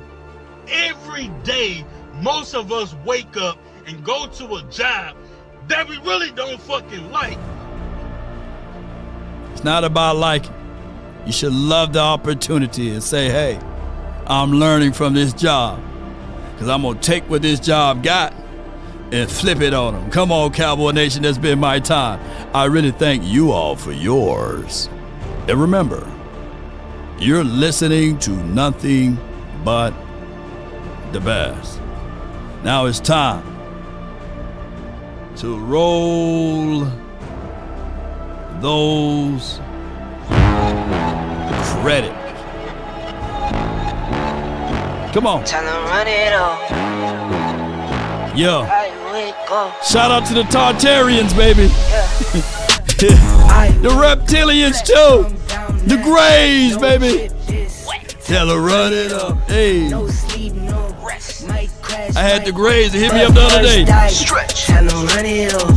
I wake up. Flex. Thumb down, now check. No drip, this. The Tartarians.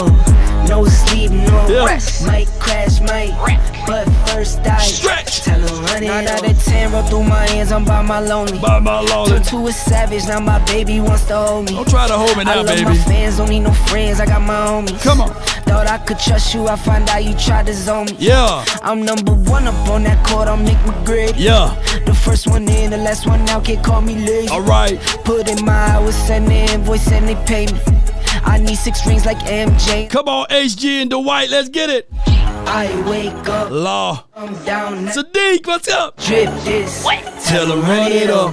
No sleep, no rest. Now it's might time crash, might wreck. But to first roll. I stretch. Tell them run it up. I wake up. Flex. Thumb down, now check. No drip this. Tell them run it up. No sleep, no rest. Might crash, might wreck. But first I stretch. Tell them run it up. Y'all gon' make me take that trip way out to Dallas. I call up Nigeria, come through in a hurry. Yo. Those London boys don't come to play, you should get worried. Come on. One false move, find yourself, they getting buried. Yo. Dance with the devil, used to love playing those games. Nah. Made some bad decisions that brought my mama pain. Not mine. I made a promise to her, swore that I would change. Yeah. I'm on the come up, bet I live up to my name. All right. I wake up. Glenn. Tupac with the Mohawk. Tell them run it up. No sleep, no rest. Eric Sanders. Stretch. Tell them run it up. I wake up. Flex. Thumb down, now check. No drip, this. Tell them run it up. No sleep, no rest. Might it on. Spartans! What is your profession?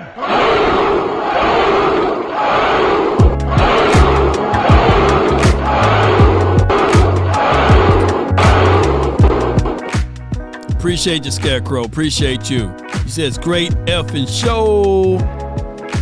Shout out to Seabass. Salute to Darius Johnson. Super chats from JD from DC, Seabass, Sampson, Scarecrow, Immortal Legend, Jay Sarge, D Park 702, Son of John. Last but not least, my homie, Brandy Mahoney. Come on with it. The Atlas Clippers, baby. I shaved this morning. I just grow my hair real quickly. I'm talking to y'all like Jerry. I'm lying, huh? Gerard Jones, appreciate you. Play a tune, I'll follow. Wherever you go, whatever you do.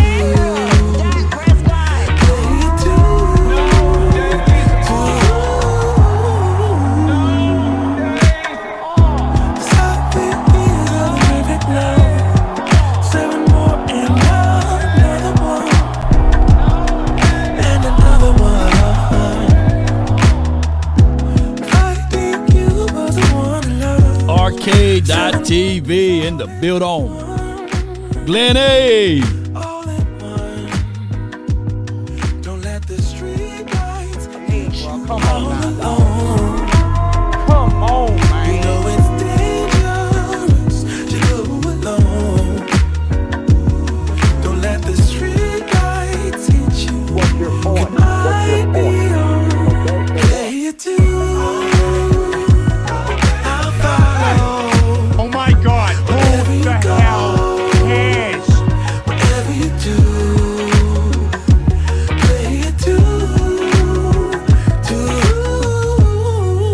Until next time, DC 4 then probably doesn't feel that far. So far, so far. If a baby crane can fly. Well, what I'm saying is that there are known knowns and that there are known unknowns, but there's also unknown unknowns. Things we don't know that we don't know. So far, if a baby crane can fly. Fly on, fly on, fly on, fly on, fly on. Shame. If you didn't share this, Shame. if you didn't subscribe to this channel, and you Shame. still here, and you still watching this, man, do it.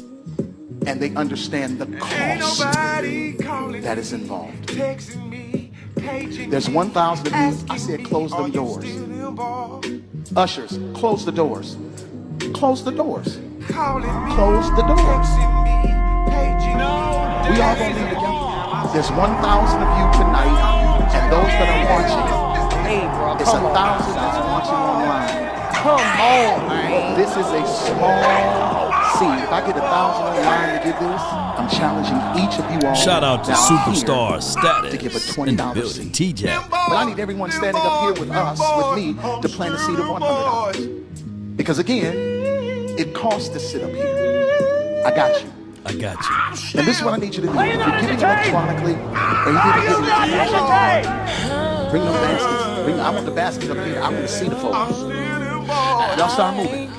Y'all can bring it right now. Come. Even if you're giving tangibly, just put your hand on the, take your phone and stick it on the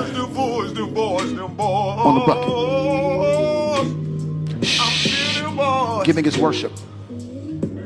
Giving is worship. Giving is worship.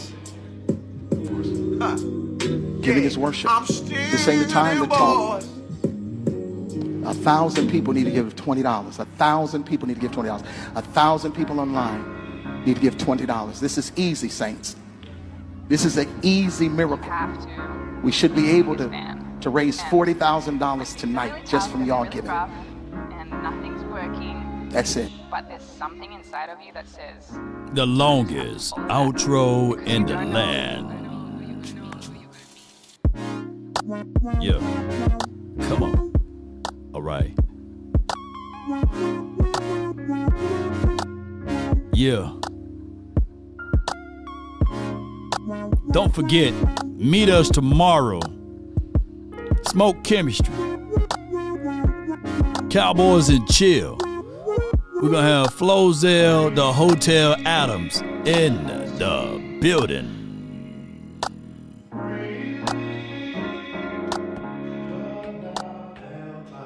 Beard butter coming soon. We working out some kinks. because you don't know who We're going to get it going for y'all. 10 great things about Law Nation Sports, highlighting what makes your platform stand out. 1. Authentic voice of the fans. Law Nation Sports represents the people's perspective, raw, passionate, and unfiltered. You connect directly with Cowboys Nation in a way that traditional media can't match. 2. Deep football knowledge. Your breakdowns go beyond surface-level talk.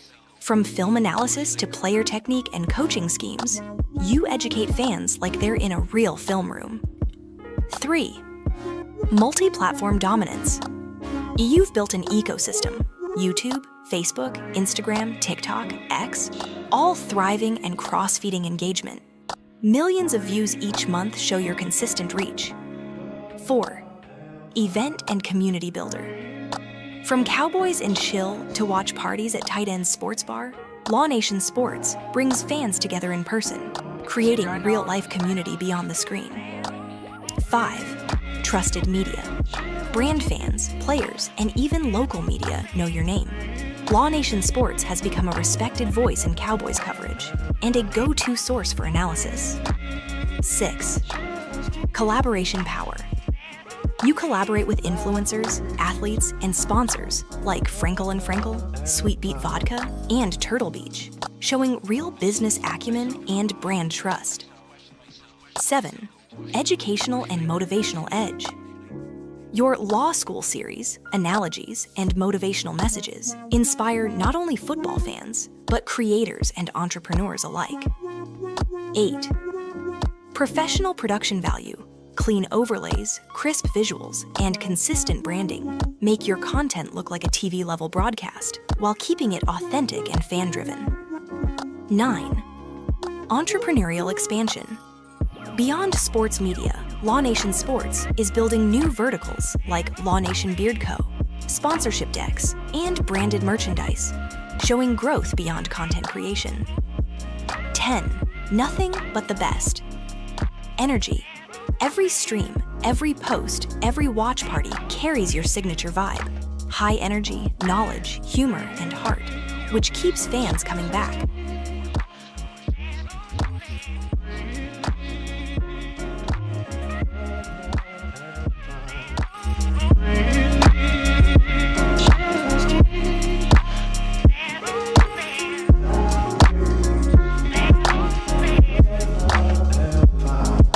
Blue Magic.